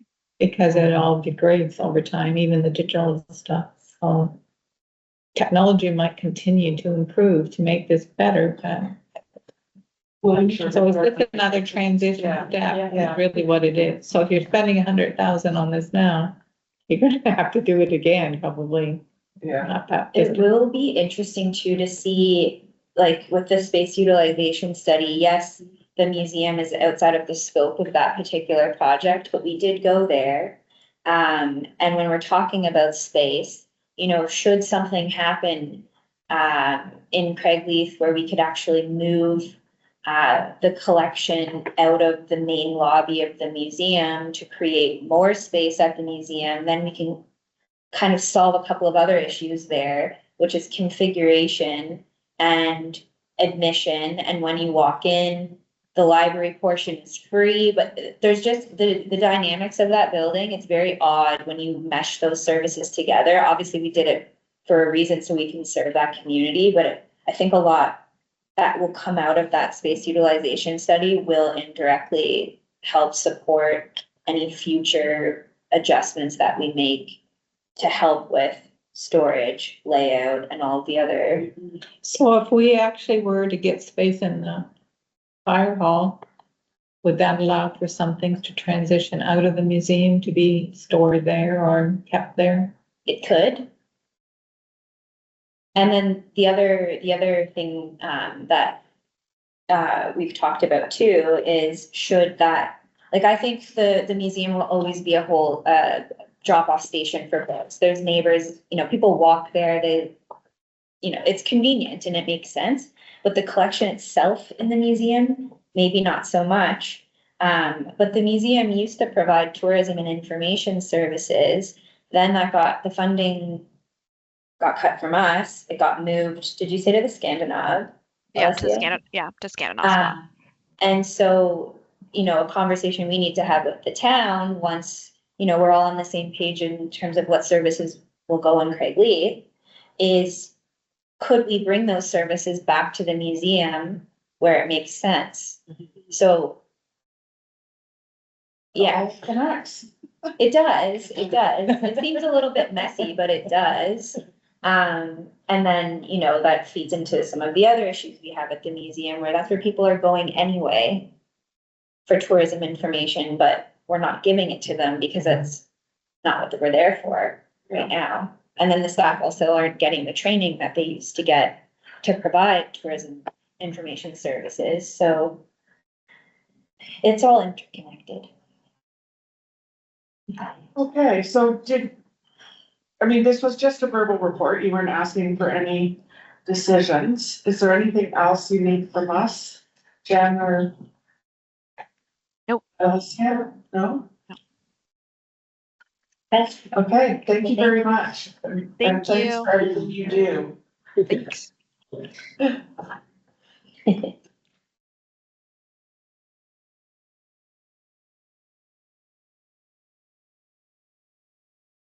Okay. So just to. This came here because of some noise in the, Yeah, and it comes up every now and then, and I don't think we've ever talked about it at the board level. But, and I think it's a good opportunity too, just for all of us to learn that's. what is there and the work that's happening. Yeah, that's amazing. 10 years. There really aren't a lot of grants anymore for digitization either. No. Like there were a couple of years where it was a hot Yeah. topic, but it's not easy for us to just apply and get a grant for Yeah. digitization. And it's not that we're not looking into it all of the time. And Alessia does work with the Historical Society. And you know, they've talked about all of these things. But even with like any other committee or volunteer group, there's always a lot of turnover. And so the priority maybe one year was they want to fundraise to get us a scanner. Doesn't seem like that's really their priority anymore. And now they're very much encouraging us to apply for grants for digitization. So we're working with them, but the priorities change. So it's not on the top of your list right now. And we can talk about this when I do bring the draft budget.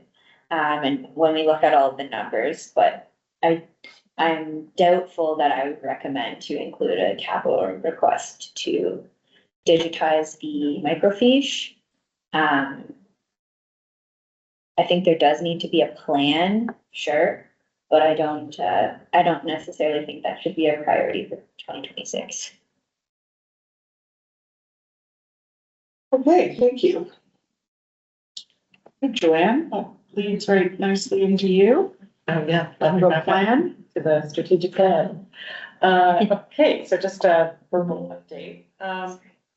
So we've got the minutes from the September 4th meeting.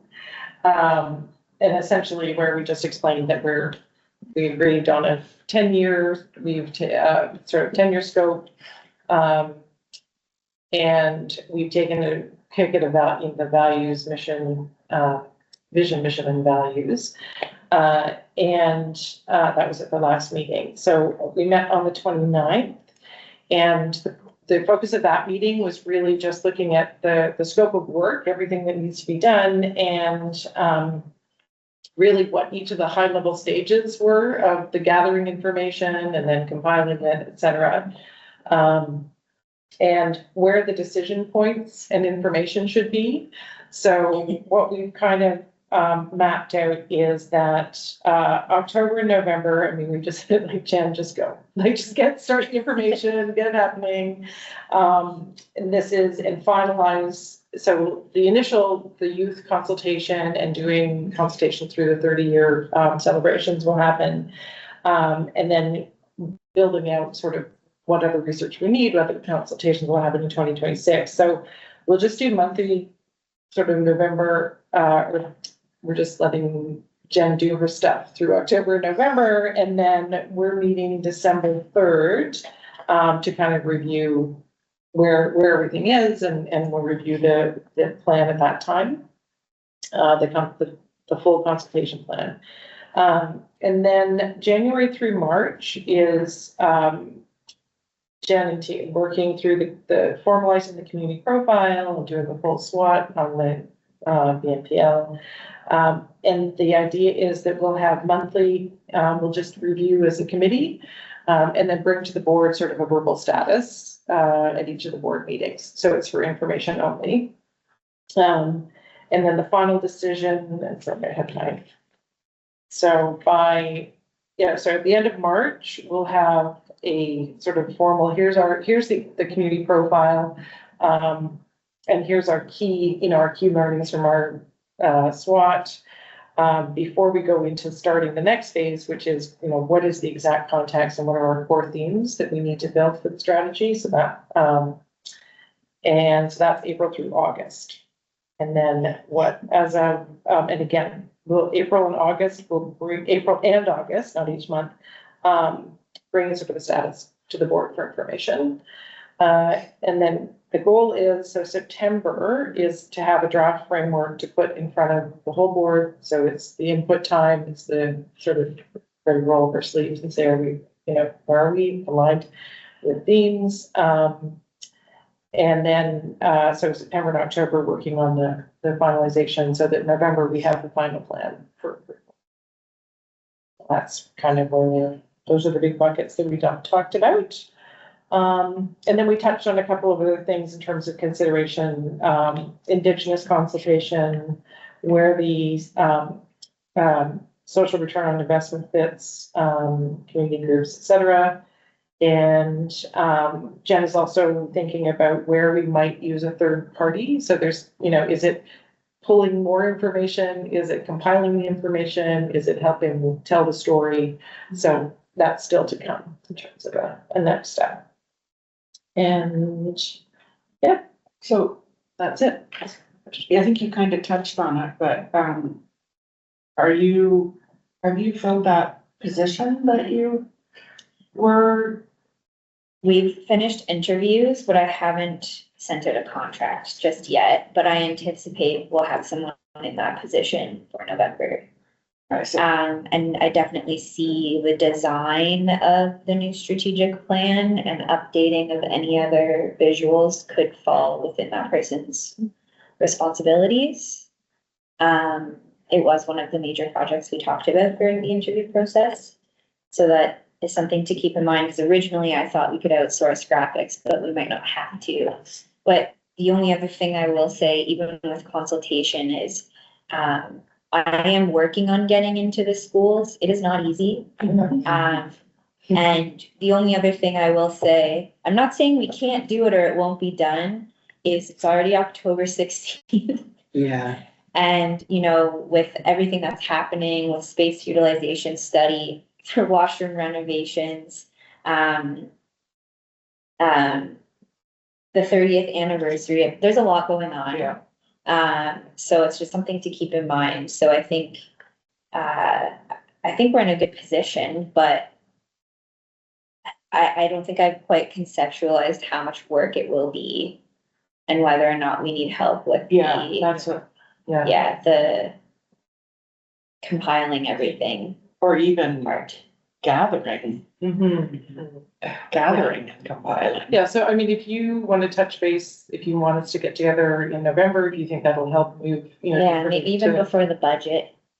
Yeah. Unless I might have a few emails that I'll send out with thoughts, but it'll also, I hate to say this, but it'll also depend on what we hear and get out of the consultation for space utilization study. And then we can determine really what information is missing and if I can get those workshops done. Yeah. I do have a meeting tomorrow with Ken Haig to talk about what our final event for the 30th will look like. And I sort of pitched a couple of ideas to him. And we're going to talk about whether or not we can incorporate a little bit of consultation into the event. And what comes out of that conversation will also determine whether or not I need to schedule a second event. Anyway, so there's a lot of moving parts and they're all kind of dependent on one another, if that makes sense. I think, which is also why we suggested December. Yeah. Touching base in December, Yes. it's, you know, the deliverable in December is really, where are we with the information and how much more needs to be done? So that, because that's also the reason that we moved the final date to Yeah. November. So I think we're definitely in a good place and structurally, and I think, yeah. Yeah, Why is it so hard to get to youth? it is. Well, and I think it's just getting into schools is also, Yeah. because that's the easiest way to reach them. It's just getting into the actual school. And I think too, having teachers who are willing to pull in multiple grades. Yeah. Because, you know, you don't want to put in a ton of effort just to reach grade 6, like we're hoping to get Yeah. multiple grade levels. Good. So we'll see what happens there. And then of course, Monday to Wednesday next week, I have my in-person Apple intensive. Oh yeah, that too. So it's just, yeah, it's busy. Okay. All right, thank you. Okay, back to you, Jen. You're gonna talk about the Q3 and the new format as well as the draft budget. Yes, so I was putting together the Q3 finances and then I did have a conversation with our deputy treasurer, who said that he could help basically create something that where I could get the most up-to-date numbers. And I said that would be amazing because the information I could have brought to you today is just so inaccurate. It didn't make sense. Tell the group what you've been doing. How I put it together. How, yeah, 'cause I don't think, I was shocked. So how you've been creating a quarterly report. Well, basically what I have to do is I go into the town's corporate drive and I find the most updated report that they run for all departments. So it's not like they run special little reports for everybody. We're all on the same timeline. And I just basically have to weave through this massive document to find all of the different categories. But then there's certain ones that I combine. And then I plug them into a separate template. It's a lot of administrative work. It's not just a matter of, can we just run a finance report and get the most updated numbers? You would think it would be that simple, but it's not. But apparently it could be. And I think what was reassuring to me when I spoke to the deputy treasurer is finance is working on having actual cutoff dates for when their team is going to have to stop processing for that quarter. So as of October 17th, the system will close and finance can no longer process anything for Q3. So when I bring Q3 back to the board in November, it will be a much more accurate reflection of what we spent or where we're at with the budget in Q3. And so that was the only date I was given though. So once they give me the dates of when they're going to start cutting off each quarter, then I'll have a better idea of any sort of recommendations to the board about when those quarterly reports should be presented. I think there's flexibility in the policy regardless, because sometimes I literally don't have the information and then I just can't put together the report. You just stop there for a minute. I don't think I had any idea that that's what you had to do to pull together Q3. I assumed you were getting a Q3 report that you then gave to us. No, you've been creating your own. Yes. So Yes. this will be better. It's just not ready. Yes. And whether or not the new template is ready for November, I don't think that part even matters, because at the very least, at least I know that the numbers, We'll have closed. yes. And it'll be more accurate. When we do all this working and the numbers change on you. And we say, why are the numbers different? Or they, yeah. Well, what we talked about too was how finance is now presenting the quarterly reports to council, which I think the template that they've put together is awesome. You know, it has the red, the green, the yellow for the spending. It looks fabulous. And so, you know, I was told, well, yeah, of course we can do that for the library. And I mean, if I had a lot more time, if that was the only thing I was focusing on, I could create a beautiful template, but again, I'd have to like pull it. No, That's not really your connect job. to the financial information. But even to align when those reports come to the board and when they go to council probably makes sense too. Which kind of speaks to what happened the first time their Q1 report came, and it was months after mine came to the board and numbers were different, and it looks bad, even though it's not, it's just timing. But to align that probably makes sense. And then to just speak to the 2026 draft budget, I'm grateful to have more time with the budget. And I'm kind of fiddling around with some of the formatting now too. I think in my mind, I thought I was going to get a beautiful formatted template. That wasn't the reality. And you know what? I can do it. I just need more time to do it. but that should also be more standardized, so you don't have to be, I think so it once could you're be. saying, once you. Yeah, I think it's going to take time. And in the grand scheme of things, like when I look at how much finance has transformed in the 2 years that I've been here, it's actually quite remarkable, even the budget process this year. And the expertise and how much I've learned from their finance staff.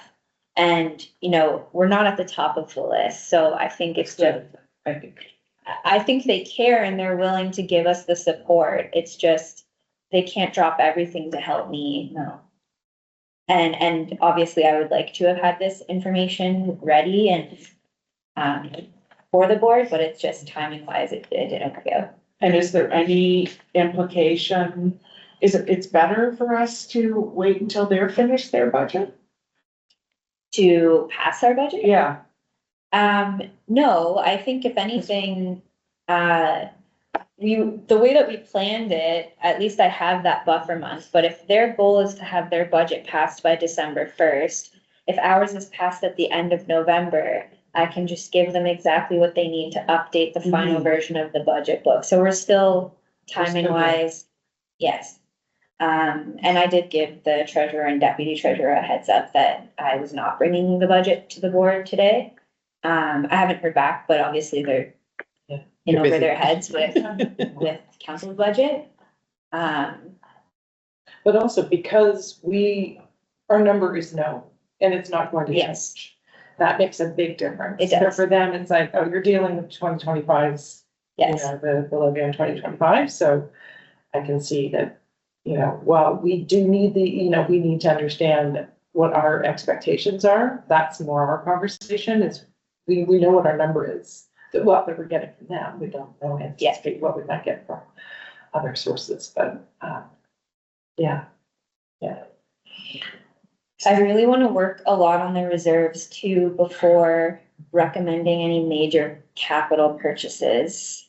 And I think too, part of the holdup with the 2026 draft is the part of the budget where, and I have to do all this Excel stuff, but where it feeds into that cover page where you can clearly see the percentage of like, are we at the 6%? And if so, what's coming out of our surplus reserve?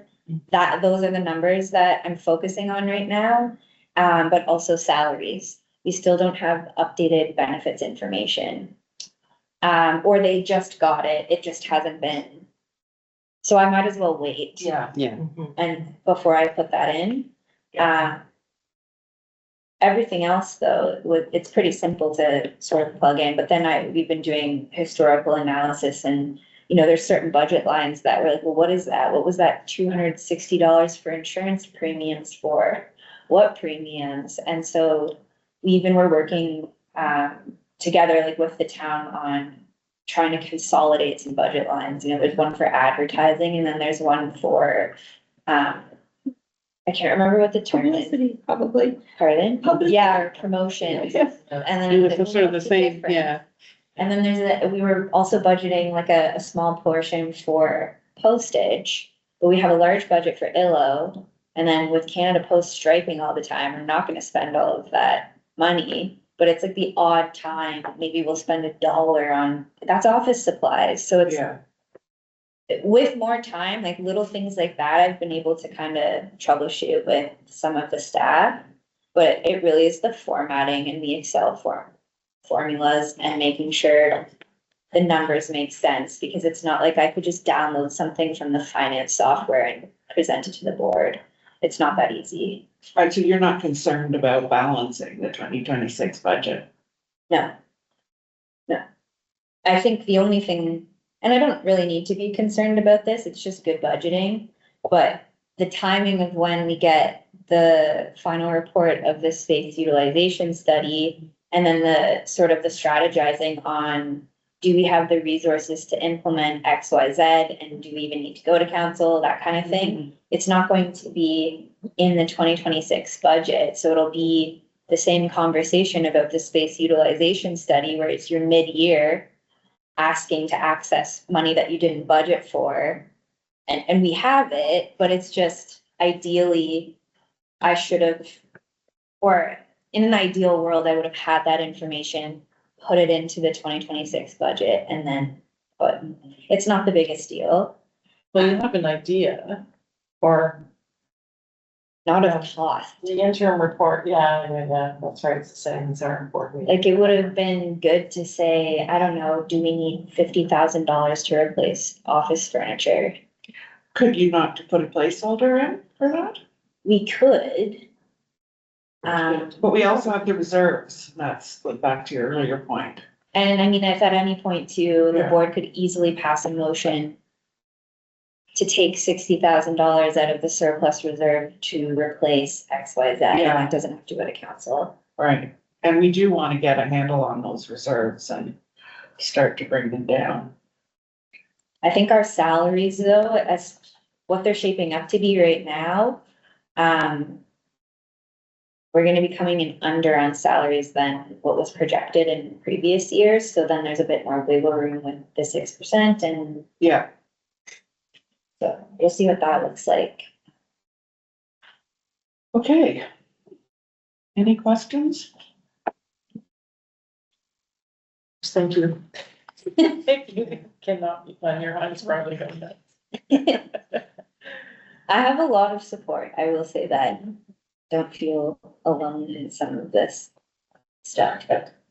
Okay, so the next item is the CEO evaluation process. So,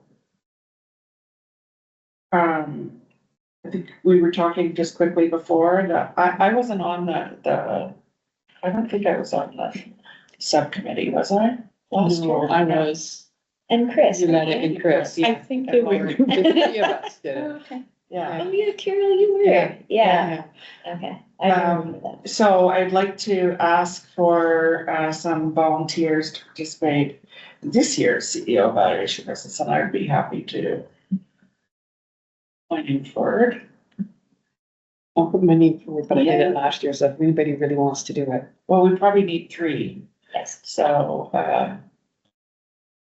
Well, if nobody's gonna do it, then I will. We're experienced at it. yeah, that'd be good. Got the continuity. Okay, so can I have a mover that, myself, Carol, and Chris? Sorry, I'm not sure it's on. So sorry. Tom, Okay, Chris, seconded by Carol, all in favor? Carried. Okay, so maybe we can talk about getting a meeting together before, we leave today. Good. Okay, and then moving on to the next item, number 5, it's a board evaluation process. So we all participated in that. We were quite happy with that format. that was Survey Monkey, right? Yeah, Yeah. I think we were. I Yeah, thought we I had. think There was maybe a tweak or two. that we Yeah, had. I'll have to test it, but it had something to do with how one of the questions was Yeah. set. One of the questions needed some behind the scenes. So you'll test that? Yeah, And remind me how we did that. We all completed it and then it was an agenda item? Okay, for November. so it wasn't a separate committee. I don't know. No, it So we'll wasn't. do a this Cause I remember on doing our it time. from home. Yeah, Yeah, And then basically what I'll do is compile the results. I think that was also an issue last year, which I could just present it differently. But yeah, I will have something put together for the November meeting. okay. And then we do it summarizing. after? You'll put it together for the November meeting and then we'll. do Yeah, it? so I'll have to send this out. Okay, The board will have to complete it before the November before, meeting to okay, give me time okay. to, yeah, yeah, so I'll send this out. you'll test it.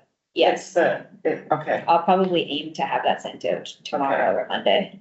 Yeah, cause So the how sooner much- we do it, the easier, the more time you have. so what deadlines do we want to put on that? So how much time do you need to compile it and put it in? It won't take me long. I would say I just need probably 20 minutes to test it. No, I don't mean that. I mean in terms of having the report for the Oh. board. So I know it compiles it, but I don't know how much you want to tweak it. So if I had this sent out, let's say Monday, tomorrow might be a bit hectic with the event. If I send it out on Monday and give 2 weeks, Okay. so if it's Yeah. done by October 3rd, that gives me plenty of time. November 3rd. Sorry, November 3rd, thank you. It gives me plenty of time for the 20th. And then that also is a buffer in case I have to poke people to complete it. In mind. It doesn't take long, we should be. No, I remember it didn't take that long. What was the issue? Was there one question that It was. needs reverse? yeah. That, Um, that was scored 1 to 5 and it seemed backwards to the other questions that 5 was good and 1 was bad, and then one of them was the reverse, something like that. There was something like that. I don't remember. I will review the minutes. Last, that have been my last Which commitment. question was. I like we reviewed it in January. I mean, doesn't matter. I'm more wondering, just with everything that's going on, if we had to move it to January, I don't think. I was just looking, I don't think we have it, it has to be The done. November meeting will be pretty packed. Yes, don't have to make the decision now, I was just. And we don't meet in Unless December. We don't need this. Unless at the call of the chair, Well, but I don't think we would need to meet in why December. don't we see if we can all complete this? You're gonna fix the formatting, it happen anyway, we can complete it and then we'll see how we're doing for the board meeting. Yeah. Okay. All right, the Q3 statistical report. And just going back to the call, I'm just gonna share my screen for the recording. You can see my screen, but.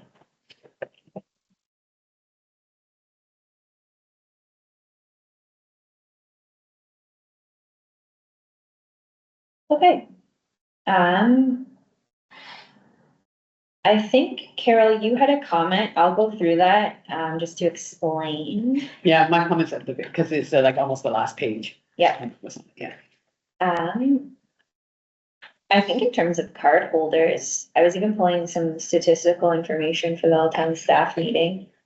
And that was one thing that drew my attention. I think we're doing really well. in And remind terms- me, are we using that 9,400 as our population? Yes, Yeah.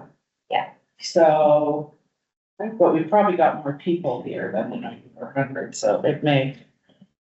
I think the not- community yeah. profile estimates like 6,000 seasonal residents.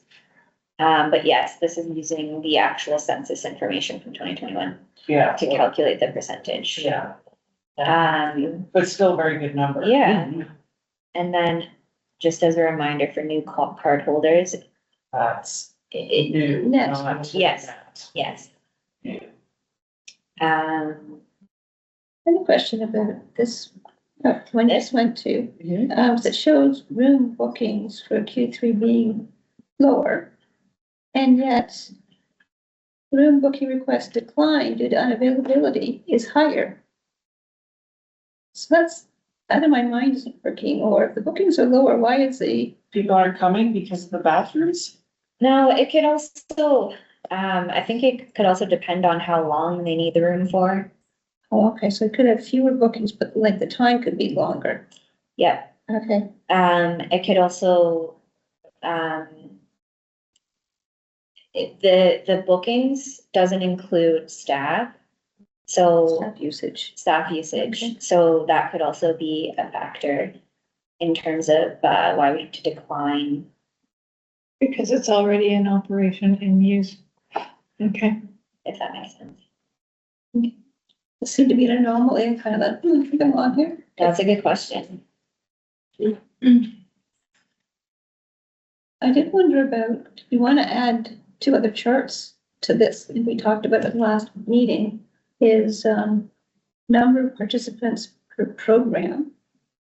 And then the number unable to attend per program due to being fully booked. We have started to track informally the, like when we have wait lists. I don't think I have enough data though to put into something just yet. Okay. But I do have a note about the wait lists.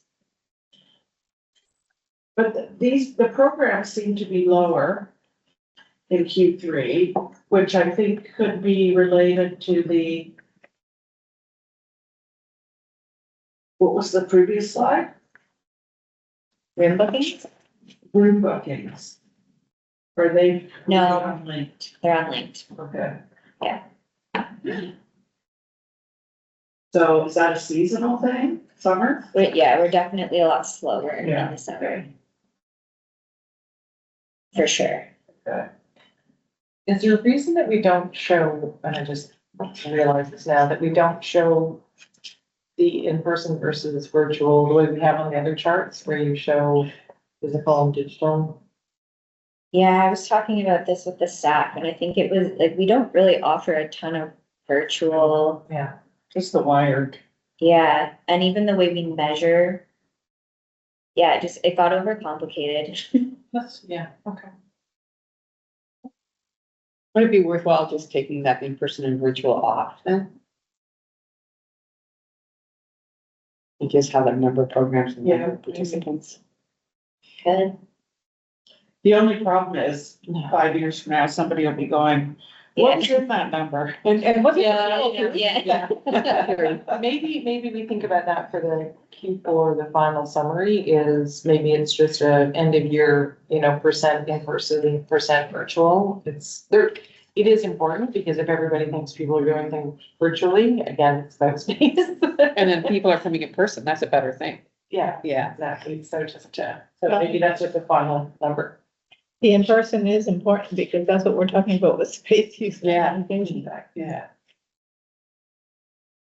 All right. Is that the last page? No, sorry, I'm just making a note. I don't have Franz today, so I have to do the minutes.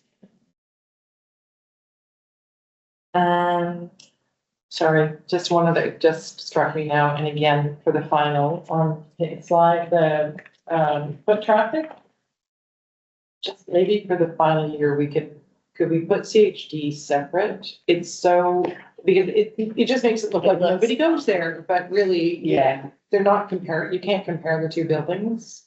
So maybe just for the final, we show them separately. That's a good idea. Yeah, because it does really look small, doesn't it? Yeah, it's like, well, why are we bothering having it? Yeah. Anyway.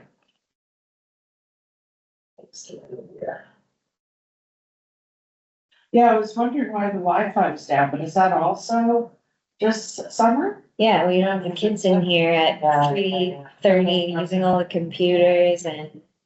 That is such a big piece of information. Every time But it wasn't. I talk to somebody, and they're like, Wi-Fi, like what, who needs that? And I'm going, you're not a parent, are you? Right? Like, you don't pay for data for somebody. And anyway, it's just such an important thing to remember that.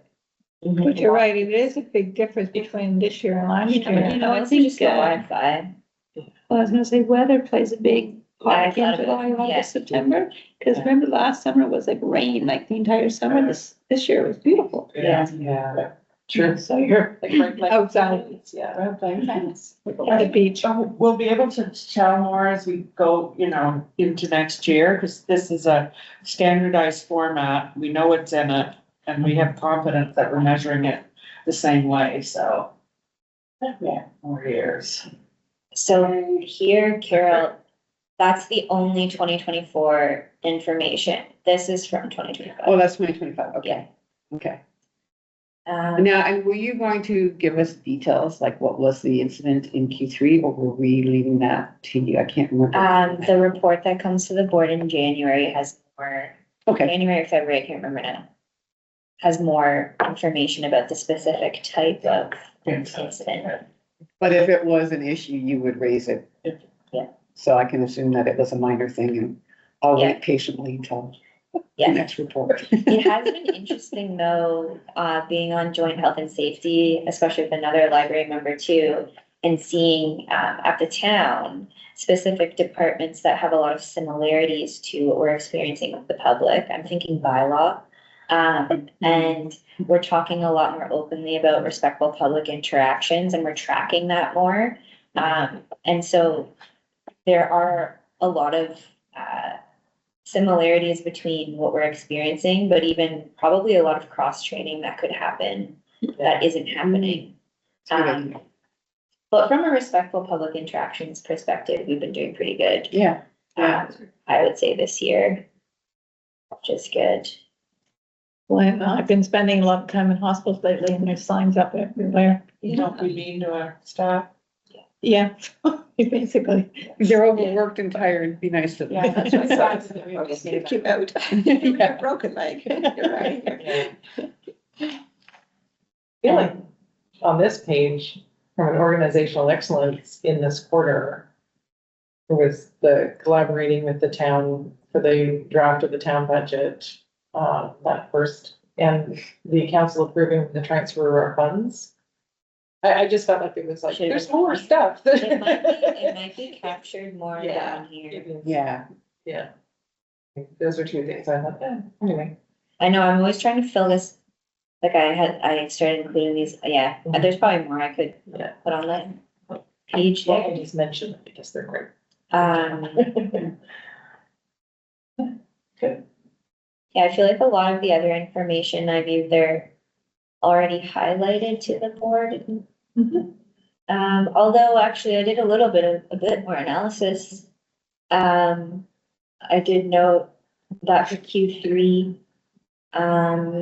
what was it, participation? Yeah, there was a 2.3% increase in the number of programs over 2024 and an 11% rise in participation.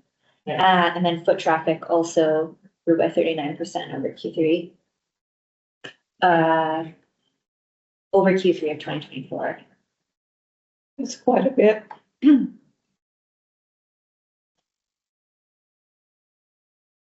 was raining. They all came in. it would be interesting to sort of do a weather, put like the weather pattern on top of those numbers and see the impact. I really did try to highlight too in the gallery. We had that one art show, Rudy Sharandini's dad, the 8th member of the group of 7. It was a record in sales. I mean, the paintings were, They were beautiful. yes. But yeah, we made over $3,500 in commission on that specific show. Wow.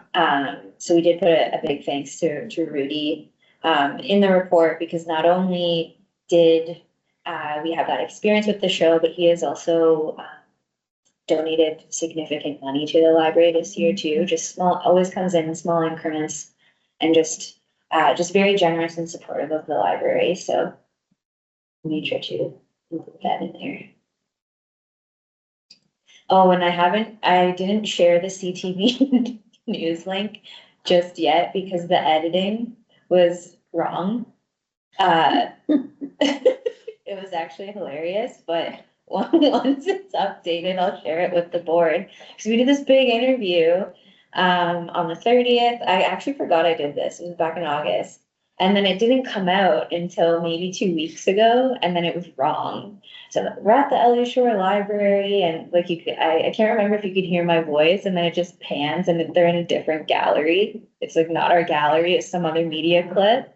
So it was just it was so funny though, but it was an editing error. So I just have to wait for them to fix it before.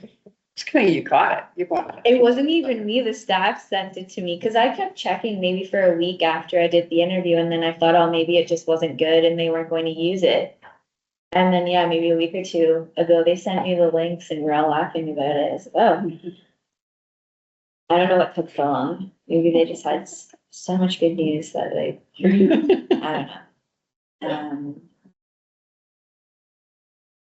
We still haven't received the reprints of the cultural map yet either. We should get them soon. Make sure the board all has a copy.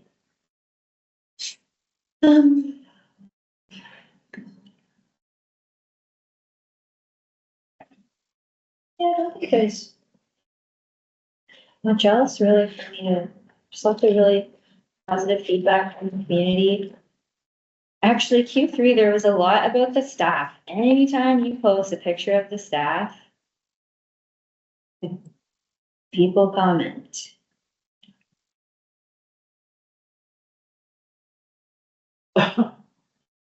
That didn't cost $500, that's cute. So true. That was a video, so the picture might look a little bit weird. I kept trying to capture a decent picture of Alessia. Good job. Huh? Okay. Thank you. All right, F4, 30th anniversary. So we did have our first event, the Daughters of Chinzik. It was a author talk and an exhibit. It's still on exhibit in the gallery if you want to take a look, but it was, I would say, an intimate gathering. It was a beautiful day, so we were really competing with the weather, but I think there were about 35 people that attended. And I mean, Franz did an incredible job coordinating everything. The night before, we were here quite late with the artist, Catherine Tamero, and she, because she was here late and we're after hours, she invited us to do a tobacco offering for the event, and so it was kind of cool because she had to really teach. I had never done one before.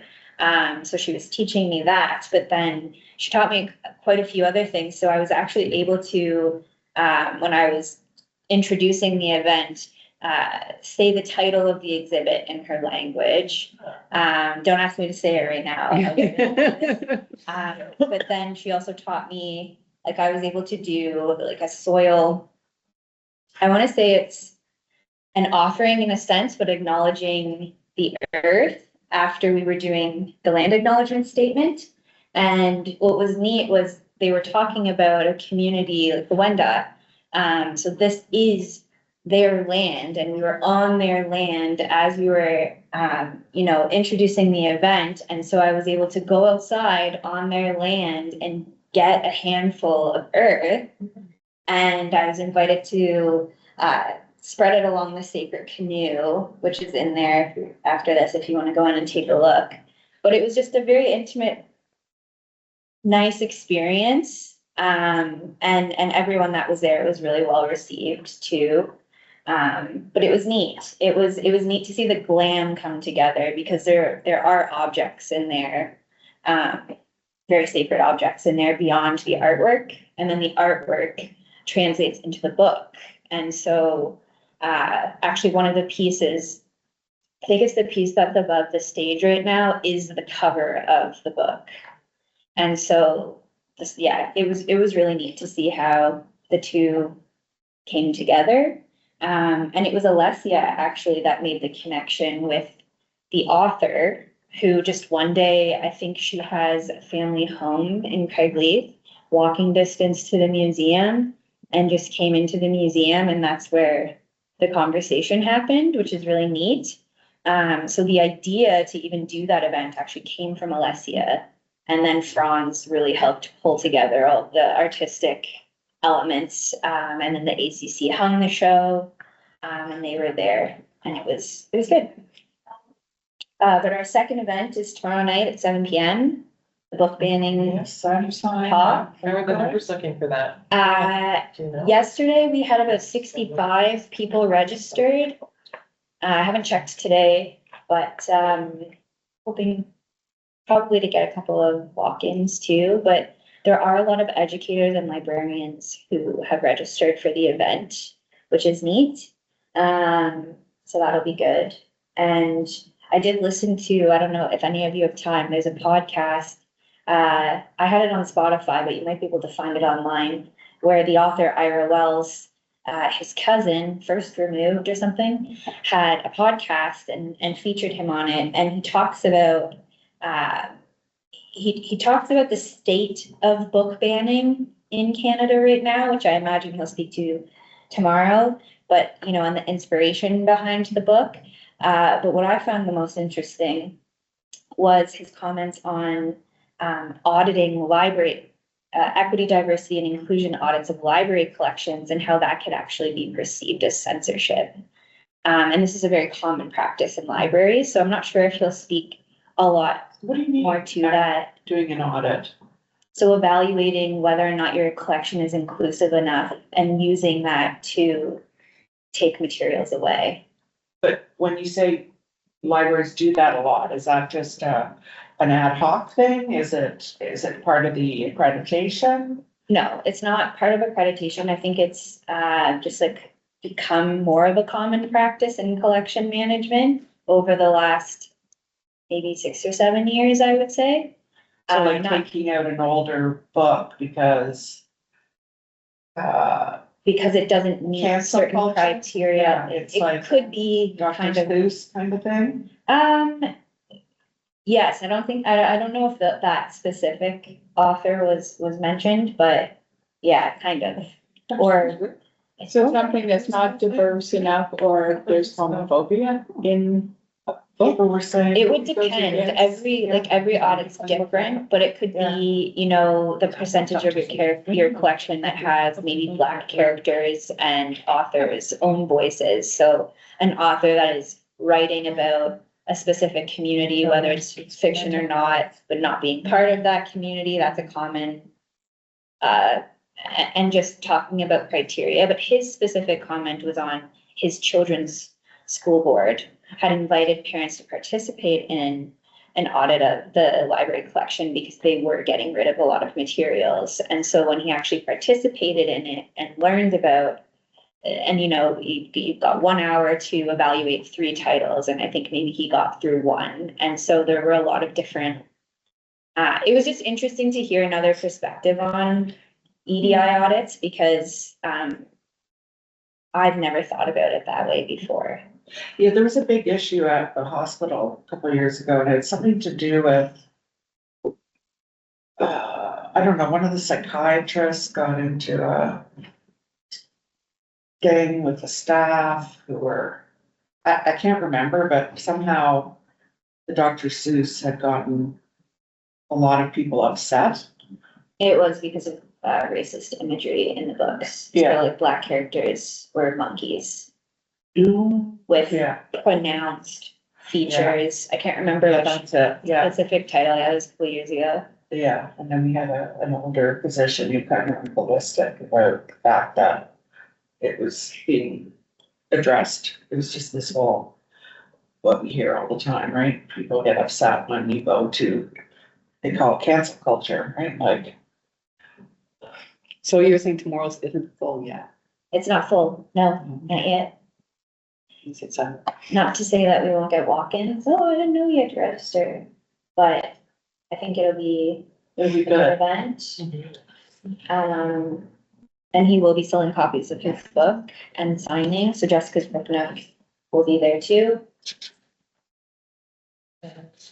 Yes, 7 PM. Are you going to, there's a, one of the month with an author. I definitely am. You have registered. Yeah, okay. That was going to be about my next project. Okay. Anything else you wanna bring to our? No, I had already made a comment on, I'm meeting with Ken tomorrow to go over what our December event is really going to look like, so. But there's already a lot of excitement. Anytime Ken does a presentation, everybody Registered for that. cannot wait. It'll be good. I want to convince him so that I could interview him kind of, but I don't know if that's what we're gonna do yet. Yes. Yeah. Okay. All right.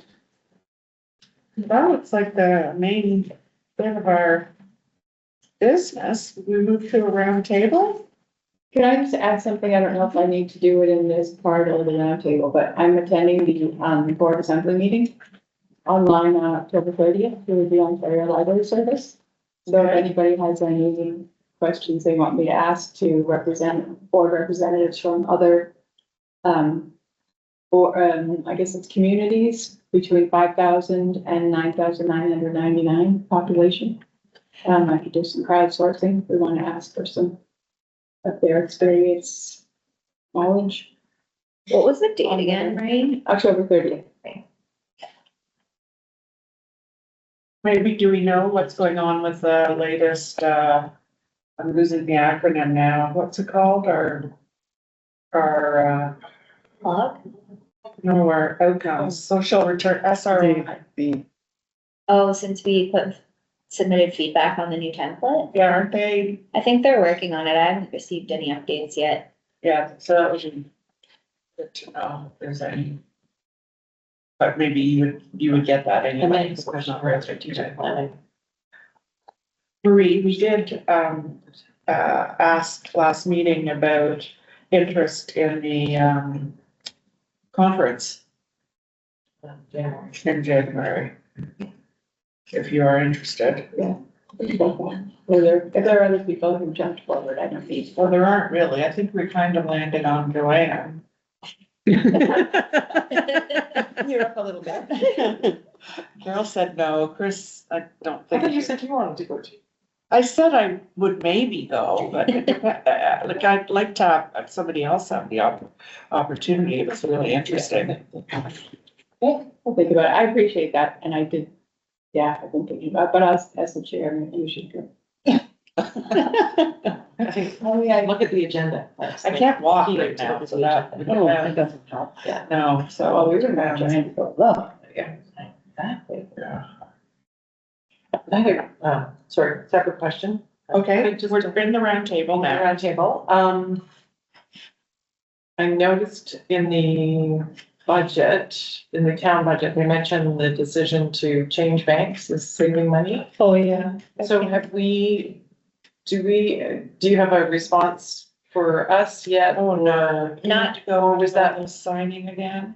Maybe the status on. But yeah, status no, on the review. Monica gave me a really brief update.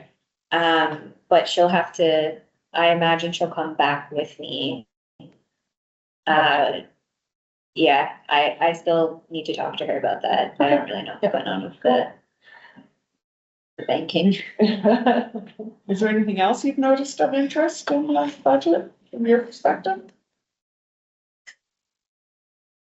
No, I've been reading other people's feedback and was just starting to listen to the deliberations. I thought it was interesting. Oh, sorry. No, I was just saying, I mean, it's tough trying to hold to things and there is, anyway, nothing just Yeah. jumped out at me specifically as it relates to the online. I thought it was interesting when you told me about the direction that council had given to the town in terms of presenting a budget that was balanced, which causes some things to be in there that may not end up being approved. Well, the motion was the first draft that staff brought to council could not be more than a 2.5% increase. Which I think made it very tough for staff. That's, when you look at like the garbage bag tags and all of the other things, it's how do we find revenue Yeah. so that we can Yeah. not cut things that we actually need. I imagine that was difficult. I mean. Yeah. But, like typically the first draft will come to council and even staff know at that point that the percentage is quite high. And then you work your way through it and move things, but they were told first draft had to be 2.5%. Right. So I imagine that was not easy. No. And they did zero base, they started with a zero base last year, did they have to start zero base again this year? Only for certain departments. So I think like the CAO. Can't remember, I don't wanna say the wrong thing on the record because we're recording, but it was only a couple of departments. Yeah, okay. Yeah, and I mean, informally, I was kind of doing that with the library's budget. with It sounds like certain what you've been doing. Yeah. Out of necessity. you've had- Yeah, and it helps me though, because Yeah. I'm still relatively new and it just helps me understand. Like, yeah, we did last year, we did that 10-year trend analysis, but it's still, there's still things I'm learning to this day, like the $260 for insurance premiums, like stuff like that.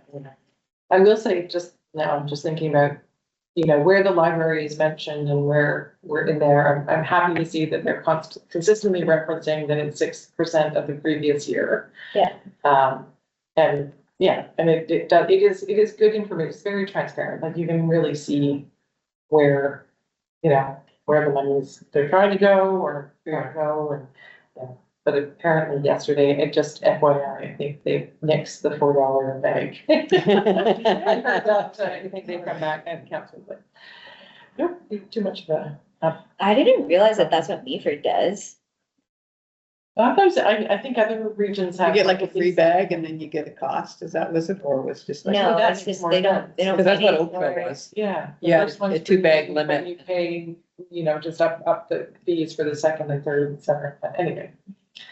I don't think I think they pay for every, you have to get tags for every Free bag. bag. Yeah. Meaford. Well, we don't want, good programs to be cut either, so it's No, always impossible. I'm very glad I don't have to do. sorry?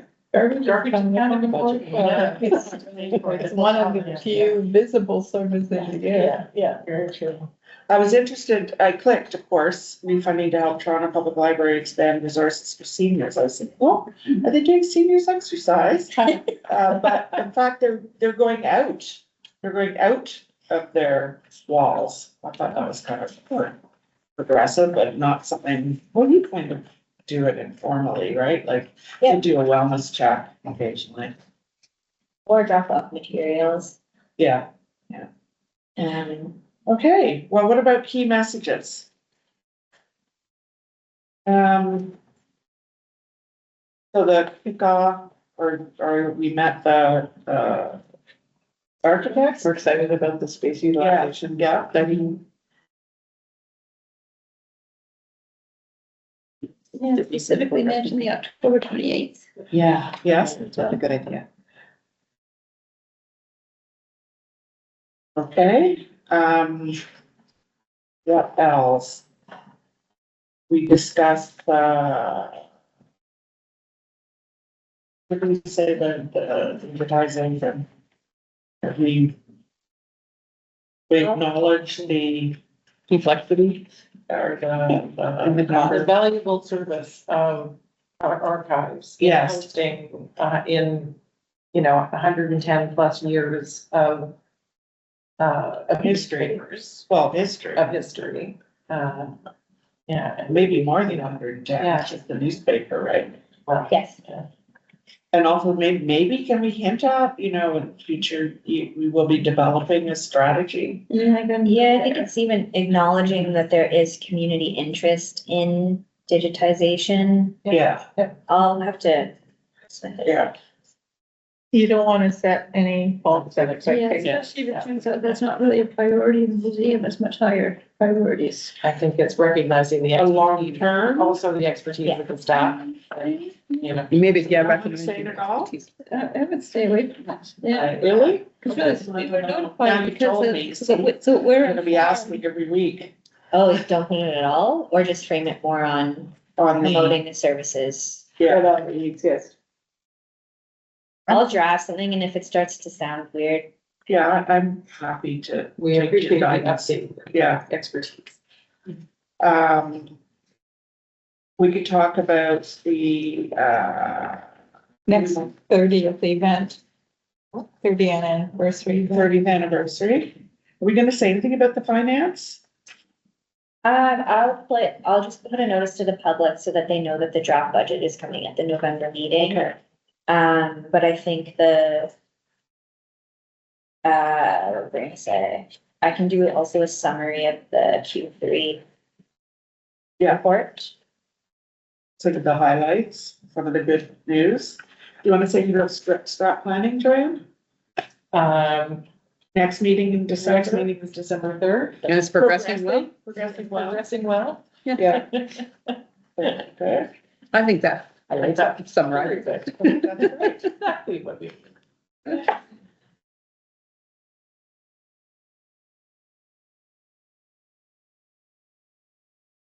Do you wanna say anything about the Craig Lee community?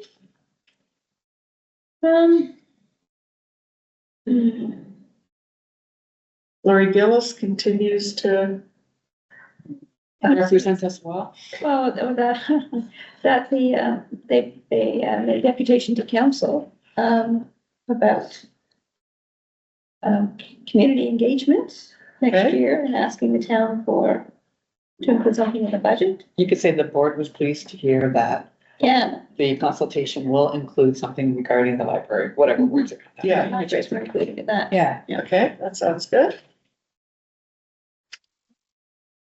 Do you want to say anything about the CEO evaluation? It's been put together? Or the board evaluation? I think when we have the November, results, we yeah, can say there's something nice about the, I think we did that last year too. yeah, we scan the board acknowledged. Didn't we say we want Jen to be paid more? Didn't we put that in our package? We did some nice things for her last year. And we are pleased with the Q3 report and that the library continues to. Yeah, she said she was gonna summarize all of this. Okay. All right, so I think that's it. May I have I need a mover and a seconder for the release of the key messages. Joanne and Chris. Thank you.